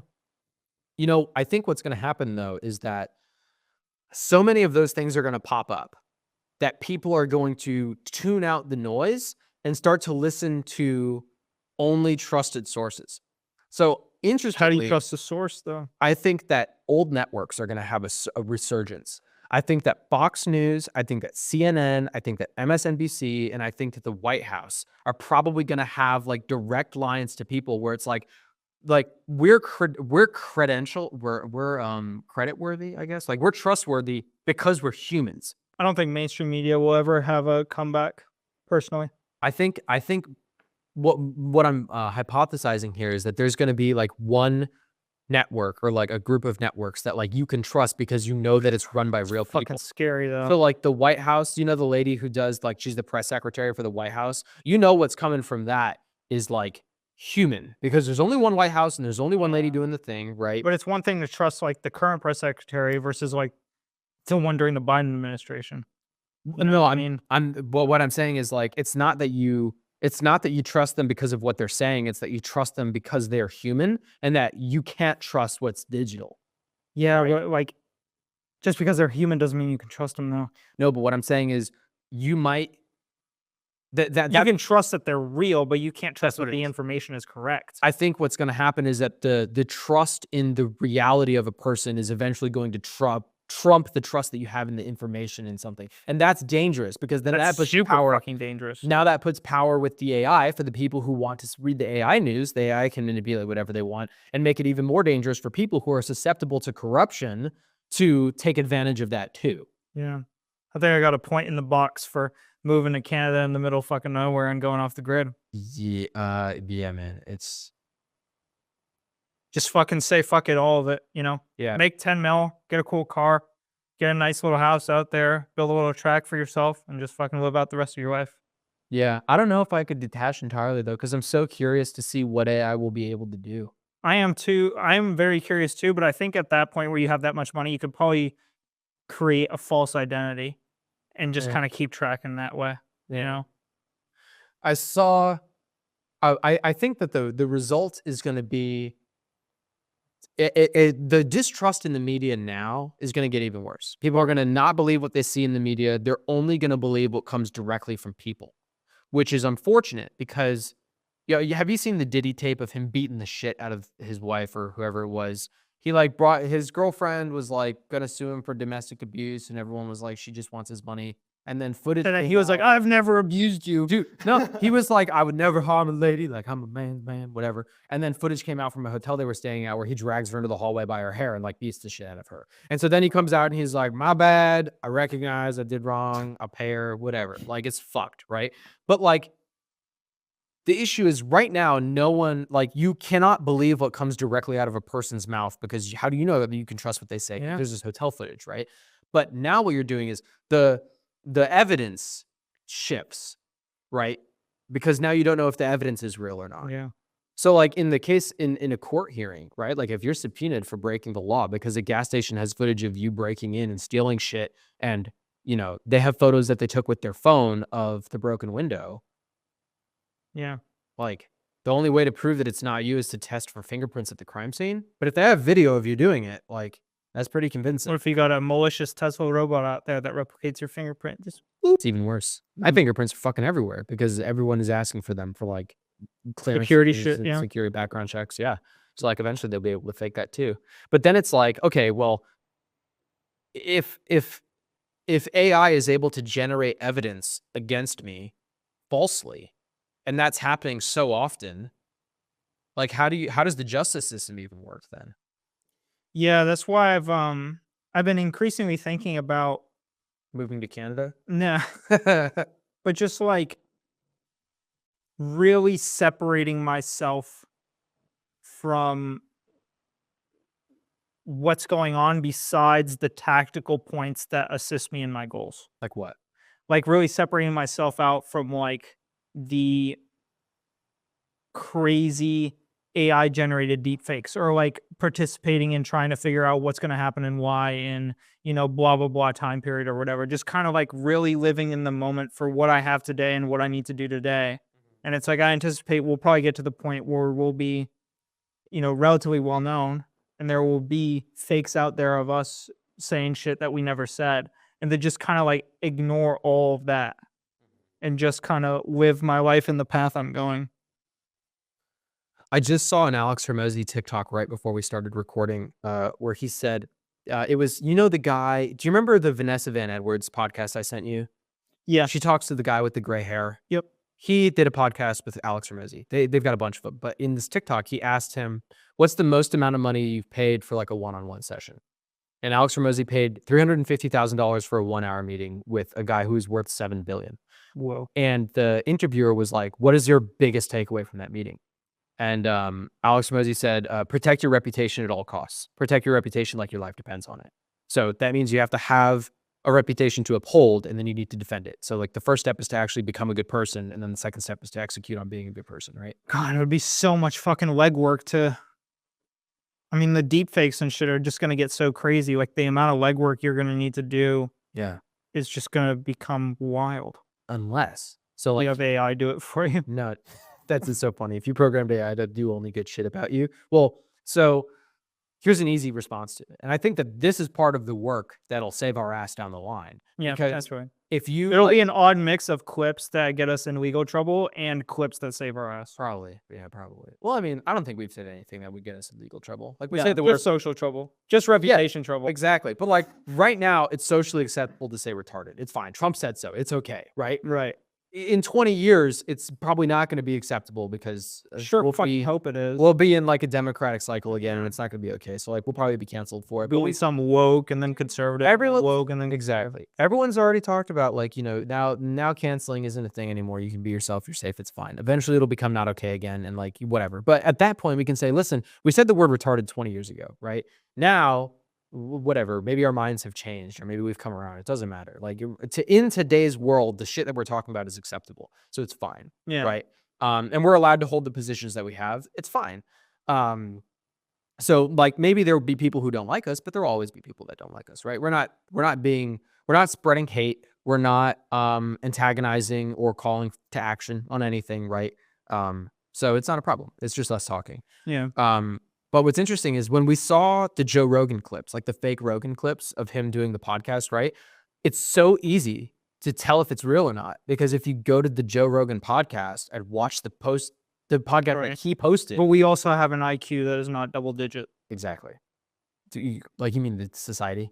Right. Right. I thought you meant us, and I was like, oh. No. I think we're relatively Right. high on that Right. that critical thinking scale. Yeah. But there's an ultimate way to prove it, which is like right now, if we see a video of Joe Rogan like spewing hateful shit, we know it's probably not true because we know Joe Rogan, because he's a public persona, and there's like hours of podcasts documenting that, right? Right. But then it's like, I guess if you protect your reputation at all costs, what does all costs mean? Because Joe Rogan doesn't go through and identify each one of those deepfakes and then contact every single person who thought they were real and tell them that it's not real and then send them the clip of the real clip. Right? Right. So it's like when you say protect your reputation at all costs, what does all costs really mean? I guess it's dependent on the person, right? I think it's Right. more so if someone's making a personal attack on you, respond to it. But then Alex Ramosi at the same time says that if people attack you with false information, to just ignore them. Right? Like he's talked about that before in his podcasts. I think So then it's Well, like, what no. does all costs mean? Alex Ramosi in those podcasts says if it's something minor, just ignore it. It doesn't matter. But if someone's making real serious like false allegations that have large impacts and you have evidence to prove the contrary, say something. Right. Because But it's a then company my at that point point. being, Where do you draw? the line? where do you draw the line? Because Right. at all costs Right. means at all costs. Yeah. Well, I don't know. Like Yeah. that's from one. So that's outside the like, question not for that me, far. right? And it's like, in my mind, I'm thinking like, where do I draw that line? And right now, that line for me is like to completely ignore it, because it would be so challenging. It would be so strenuous and time consuming to try and do it at all costs that maybe there would be more fruit to not touching it at all. I think that at all costs is being taken differently, because like say this, right? So say AGI comes out in 2 months, right? And you and I are hanging out at the bar and someone goes, "Hey man, like I saw a clip of you online the other day saying like some real hateful shit, right? What the fuck?" You can say like, "What are you talking about?" And they'll show you and you'll be like, "That's not real." And they'll be like, "Dude, everyone hates you right now because we all saw this." And you can go, "Dude, watch my podcast. I would never say something like that. Like the shit that I come out with isn't real. That's AI. It's fake." Right. And so then on the podcast, we say, like, "I saw a video about me the other day. Like, just so you know, like whoever's watching, this is the only place to get bona fide certified, like real footage of us talking, because it's the only place that we post." So like we can have the like Vision 79 website with our link tree, and like those are the accounts that we post to, and anything else is fake. Yeah. I mean, it's like my question in 5 years down the line, though, is like, Yeah. what if AI comes around and hacks the account and then takes a video from 5 years ago and edits it without us knowing? yeah. Right. If they hack your But then it's account, like, we can't have a team of people constantly reviewing the footage against the script that we wrote right. to see if the script perfectly matches the video. Like it gets to a point where it could be unfeasible, especially if you're dealing with an all-knowing, all-powerful source that can do anything at any time at any speed. Yeah. So then the question becomes, if it does hack your account, which is illegal, and it edits your videos, which is also illegal, who do you sue? And then if you go through the court system and everything's manipulated against you by that same system, how do you deal with that? Yeah. So then for me, it's like, well, why not just eliminate all that possibility and move to Canada and live in the middle of fucking nowhere under a fake identity? I think it can still get you. I think it can still get to you. But the probability is lower. I think it's a game of reducing the probability. I think the probability is lower. I think it'll also need motive to do it. So if you're not as public a figure, then maybe there's less motive. Right, exactly. Why would it bother with Jimmy Short Dick on the Right. street when it can fuck with Elon Musk instead? Yeah, I guess the issue there is if you have a public personality and you have public, if you have a reputation to uphold, if you do go under attack, you have some fighting power because you have a history of a public profile, right? Like if Joe Rogan comes under fire right now by fake AI videos, he is so well known and like has so much history built up that I think he could go toe to toe with it, right? And maybe come out on top. Yeah. But if AI starts to go after us right now where we are, we're so fucked because we have nothing. So like the probability, or even us when we're semi big but not big enough to tackle all of it. it could That's a real dangerous spot yeah. because you're in that point of growing your influence but not big enough yet to fight the misinfluence. Right, yeah. But I think that having the history of like today's podcast, number 48, right? If this starts happening to us in episode 200, and we're at like, whatever, 10,000 subscribers, I think that it's like, if I'm taking the decision of do I reduce my chances of attack or increase my chances of attack, but give myself like something to fight with, I'm more comfortable having something to fight with, I think, because I am uncomfortable leaving myself vulnerable and hoping that nothing happens. You know what I mean? That's why I own a gun, because if we're invaded, God forbid, right? I want to have something to do about it, even if I have a handgun going up against a tank. Yeah. Rather than have nothing and go up against a guy with a knife. I'm going to draw the analogy. There's a Doug Willard, back in the good old day. Yeah. Talked about how he was working on a probe or craft to get really close to the sun. If you recall this. Yeah. And he said that there's two different approaches to it. There's one approach where you load up something with a lot of shields and a lot of material to push through it and try to get as close as possible with all this protection. Mm-hmm. And the other method is something really light and really minimalistic that can glide through, that is so small that it's almost, to a certain extent, unaffected by all of the radiation and the heat and the rays from the sun. Like something that is so unprotected and so minimalistic that it can glide through really close, or something that's super, super big and shielded and strong and tough that can power through. Right. There's those two debates.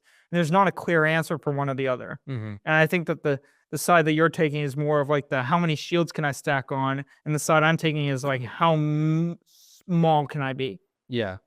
When I played video games in high school, hang on, I'm choking on a cock. But no way I needed there. I just said it myself.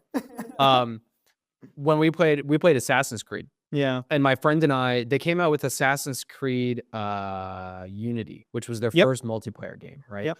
And when we would do combat missions together, we had two different approaches because I would always, he would always try to do the stealth approach where it's like kill as few people as possible to get the thing and get out. Yep. Right? So like be stealthy. My dad and I used to play Assassin's Creed, so I have a very similar connection to this. Yeah. And I would always get like the maximum attack weapon and go in full, like I'm going to kill everyone in like, it'll take 5 minutes, but I'm going to kill all of them and then I'll be done with it and I can like get my loot and get out.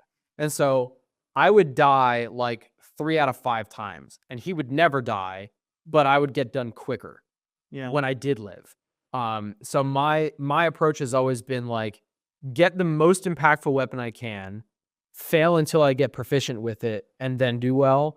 And his was always like, I have the tools that I need. I'm going to get in and get out like efficiently, even if it takes a longer time. So it's kind of a similar approach, but mine has always been like go down kicking and screaming kind of thing. Yeah. Like stack as many shields as possible and like try to fight the sun. I guess my question is like, if you're failing 3 out of 5 times, it's one thing in a video game, but it's a different thing when it comes to real life. Yeah, but also you don't have any experience. Like you can't prove either method until you're in it, you know? Yeah, no, true. It's just a question of like, what approach do you decide to take first? Yeah. I think it's so difficult. It's really hard to go from big influence shield style to nothing. Yeah. Than it is from nothing to shield style. I think both are tough. I think both are tough, but I think that if you start as minimalistic as you can. Yeah. If you have the wealth in the backing, you can always add shields. But if you have shields and they're not working, it's a lot harder to disappear from that. Yeah, I think it's harder to get the wealth and the backing without having that public eye, though, or like a large network. I mean, think about the billionaires we don't know about, though, in fucking mystery country.jpg.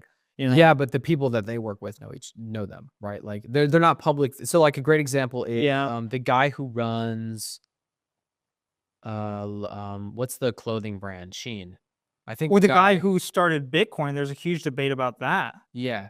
Right? Like some people think that it was like, you know, just some guy that, you know, out in the middle of nowhere, somewhere in Asia that developed this, and he's hush hush, and you know, like his name is kind of sacred in the Bitcoin community. And other people think it's this, you know, super giant that, you know, is somewhere over here, blah, blah, blah, blah, blah, right? Like it's a really interesting dynamic there. Some old guy came into the bar the other day. It was some old dude, some creepy old guy talking to Grace and 90s Kava guy. And she was like, 90s Kava guy actually saved me from conversation with this old creepy dude, because the old creepy dude started to try to explain to Grace what Bitcoin was. And Grace was like, I'm familiar with Bitcoin. And he was like, it's not real money. You can't buy anything with it. And then 90s Kava guy was like, I bought a car with it. What are you talking about? So like 90s Kava guy from the win. But it's interesting because like, I mean, Bitcoin's like, we could have an entire podcast in itself because it's so interesting. But like the billionaire, the mysterious billionaire behind it, right? I heard a podcast on the Wall Street Journal of the guy who owns Shein, because he's a billionaire, but no one knows who he is. Yep. And he works at the same office as everyone else. And he rides the elevator with them, and he like, you know, talks with the water cooler, but no one knows that he's the owner because he tries to keep a low profile, right? Yep. But he still does all his dealings with like the major manufacturers and stuff, right? It's like people still know who he is. Like everyone knows who John Gotti is, right? Or Al Capone. Like they're not carrying out the hits, but like everybody knows that it goes up to the dawn, right? And it's almost like, I think that getting to the level of like industry that I want to get to isn't doable without having a network of people, right? But the benefits but think about the people that own the Revs Institute. I don't know them. Exactly. No, but like I don't know who, like that could be owned by Elon Musk. I'm not sure. No, it's not. I know their names are not Elon Musk. I know I heard their names. Yeah. But like, right, they're relatively hush hush. Like I don't see media clips of the Revs Institute owners doing blah blah blah or getting in blah blah blah trouble or whatever. Like and they have a collection of cars that I think you and I can shoot for. Sure. You know, like that is billions and billions of dollars worth of cars, in tax, arguably maybe more valuable than even the American Muscle Car Museum, right? Because of some of the stuff that is just unobtainium in that museum, right? But, and here's a great real world example. If we suddenly read a news article or a bunch of news articles that the owners of the Revs Institute were caught with child porn and were molesting their kid, and they spoke out against it, I wouldn't know who to believe. I'd probably believe the allegations just because I don't know them, right? Yeah. On the flip side, Elon Musk hailed Hitler on national television, and no one gives a fuck about it because everybody who knows Elon knows that that's not in his character and that's not actually what happened. Right. So he has the public perception. I mean, granted, Elon has a huge public perception, right? But like, I think that if you have a number of people to speak on your behalf and speak to your reputation, even if the allegations are serious, I have more of a fighting chance if I have people to speak on my behalf. Yeah. My question is like, will the people that own the Revs Institute or those types of people ever really get those allegations just because they are so under the radar? It could happen. I mean, that's kind of the debate, right? The debate is, do you try to get so big that you have enough people to back you in the world that it's okay? Or do you just try to stay so under the radar that there's never even really the potential for, you know, some influence to leak out about you? The problem is, so long as you have something, someone else is going to want it, right? And if you have as much money as the Revs Institute people have, I'm certain that there are people out there who like, they're on a hit list somewhere. Like they're on a heist list, they're on a target list. Like if you have something, chances are someone's going to want to take it from you. And if they can like weasel their way into a position where they can get it if they make a false allegation of you and you're imprisoned, then, I mean, people will try it. I guess my current strategy is to kind of live under the radar, but have shields in place just in case. Like, you know, like live under the radar where no one knows where you are, but still have a security guard and camera setup. Yeah. You know what I mean? Like that kind of, Yeah. that's the kind of line that I think that I could ride potentially. Yeah. I don't know, but there's that weird middle ground between like multimillionaire and billionaire Yeah. where you're not big enough to have a community backing in the world to back you up, Mm-hmm. but you're also just big enough for people to want to get your shit. You know, and that's that weird spot Mm-hmm. between like multi-billionaire and multimillionaire, that kind of like 100 million or 200 million range, Yeah. or even 1 billion.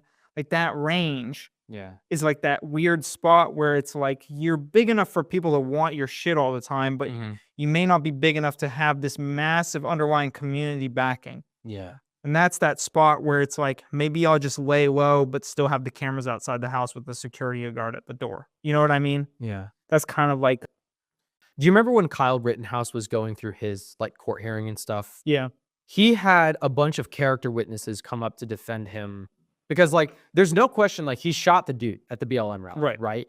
The question was like, was it in self-defense or whatever? Like, why did you go to the rally? Why did you bring a gun? Like, do you hate like black people? What's the deal?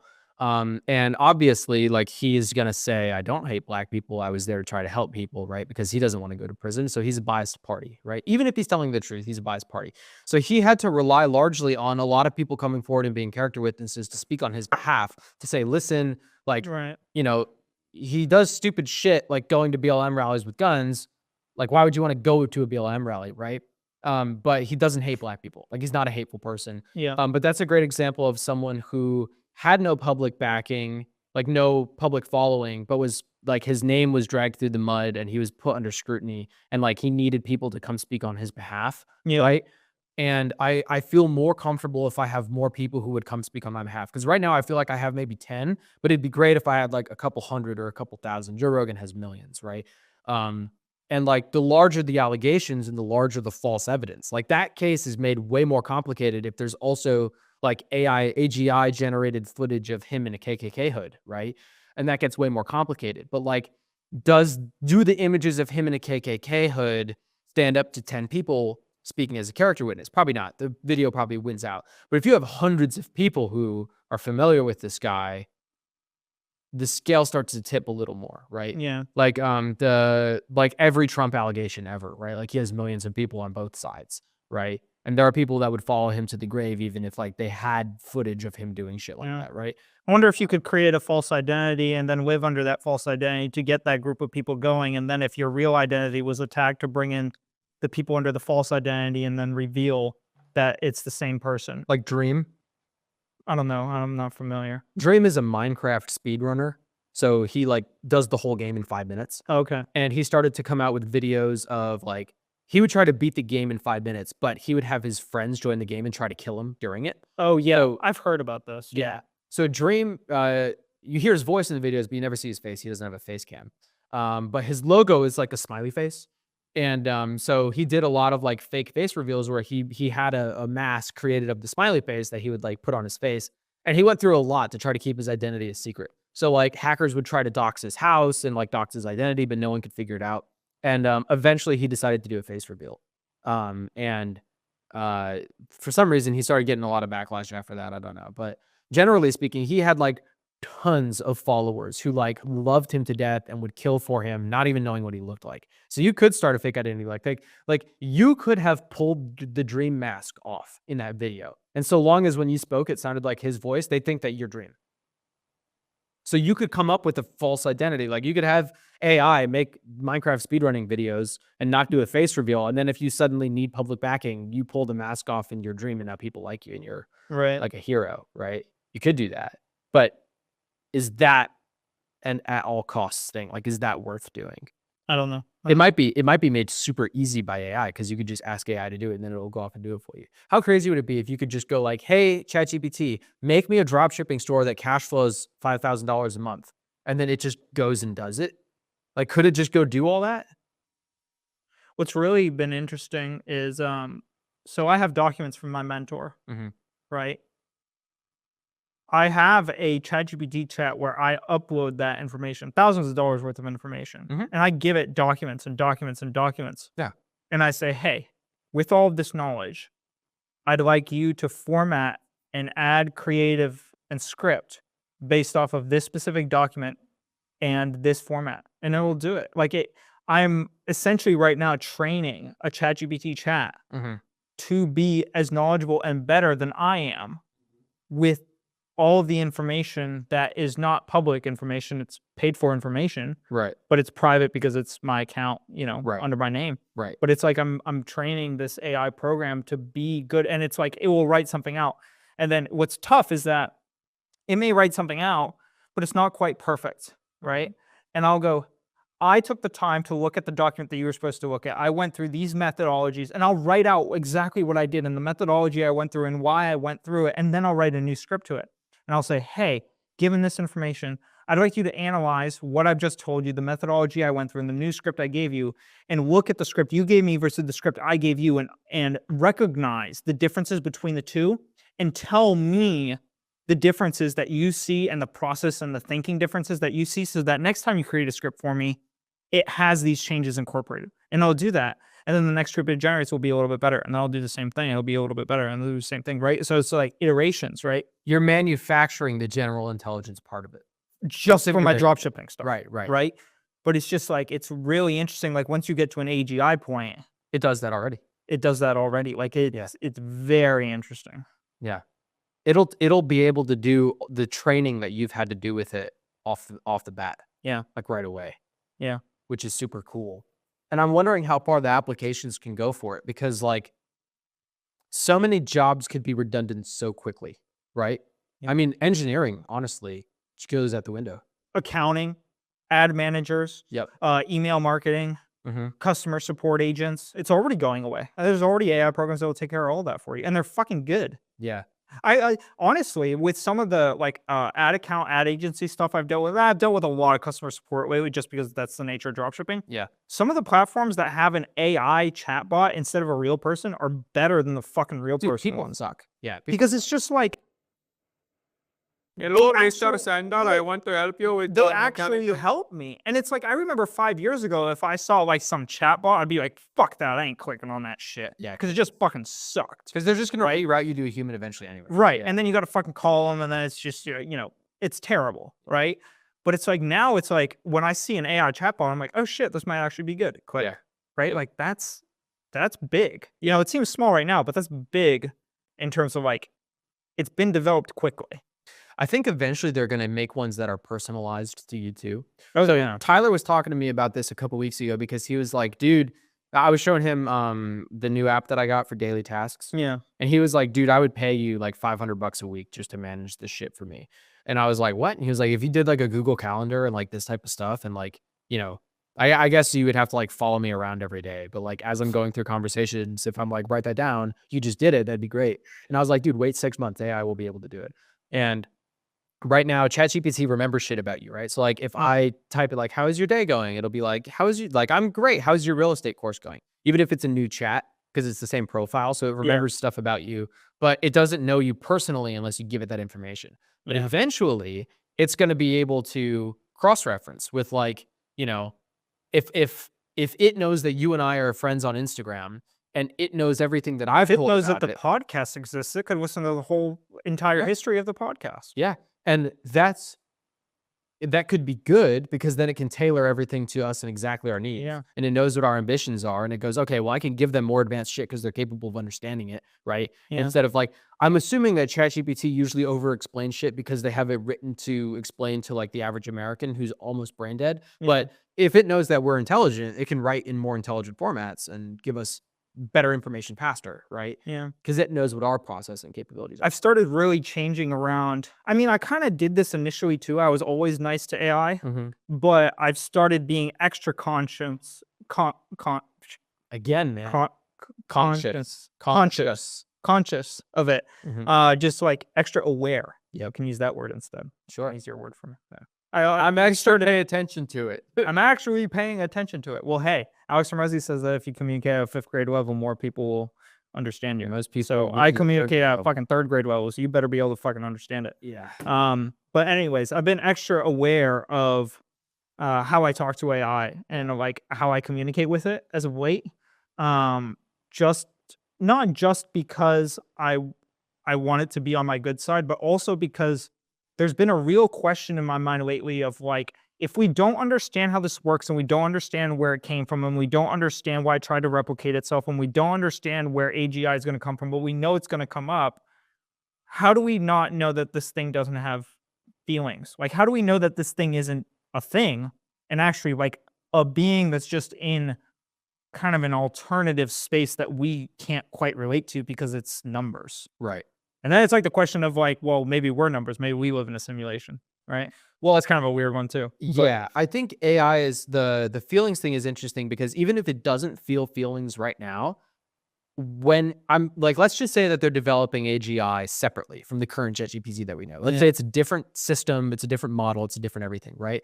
I have no doubt that that model will communicate with the current ChatGPT 4, and it'll download all the information from ChatGPT 4 to help learn its own shit. Just like it's going through Google and fucking all the other, the Brave browser, all that other shit.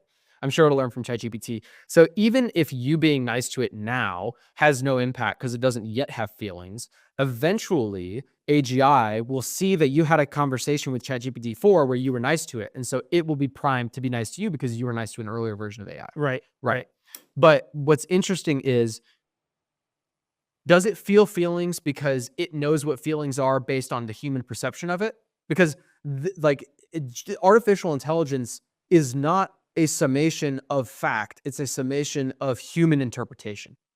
So it's like the human written word and it's the human experience of the world. So like whatever humans are wrong about, ChatGPT right now takes as fact. So like, you know, if ChatGPT were around before Galileo, ChatGPT would be telling us that the sun is the center, or the earth is the center of the universe. Right? Or I guess the sun, neither are true. So whatever false information we're giving it now, it won't have any way of knowing if that's true or false. AGI might be able to figure it out, but still maybe not, because it's living in the simulation, which is what we perceive the universe to be, right? Yeah, well, then even crazier than that would be if AGI, if we genuinely don't understand where AGI comes from or how it works or why it works the way it does, right, and it's in a different alternative reality that we cannot communicate with or effectively understand or perceive, it's the next one up. Will it be able to solve problems and answer questions that we don't even know how to ask about yet? Yeah. Like, that's a really crazy thought. What I have written here is literally questions for everything we don't understand. Like, and then even answers for questions we don't even understand how to formulate yet. Exactly. Yeah. Like, it's just like, well, what's crazy is there's questions right now that we don't even know to ask, right? Right. So like there's Exactly, some yeah. internal combustion stage in the fucking like Artemis rocket that we don't even know exists, right?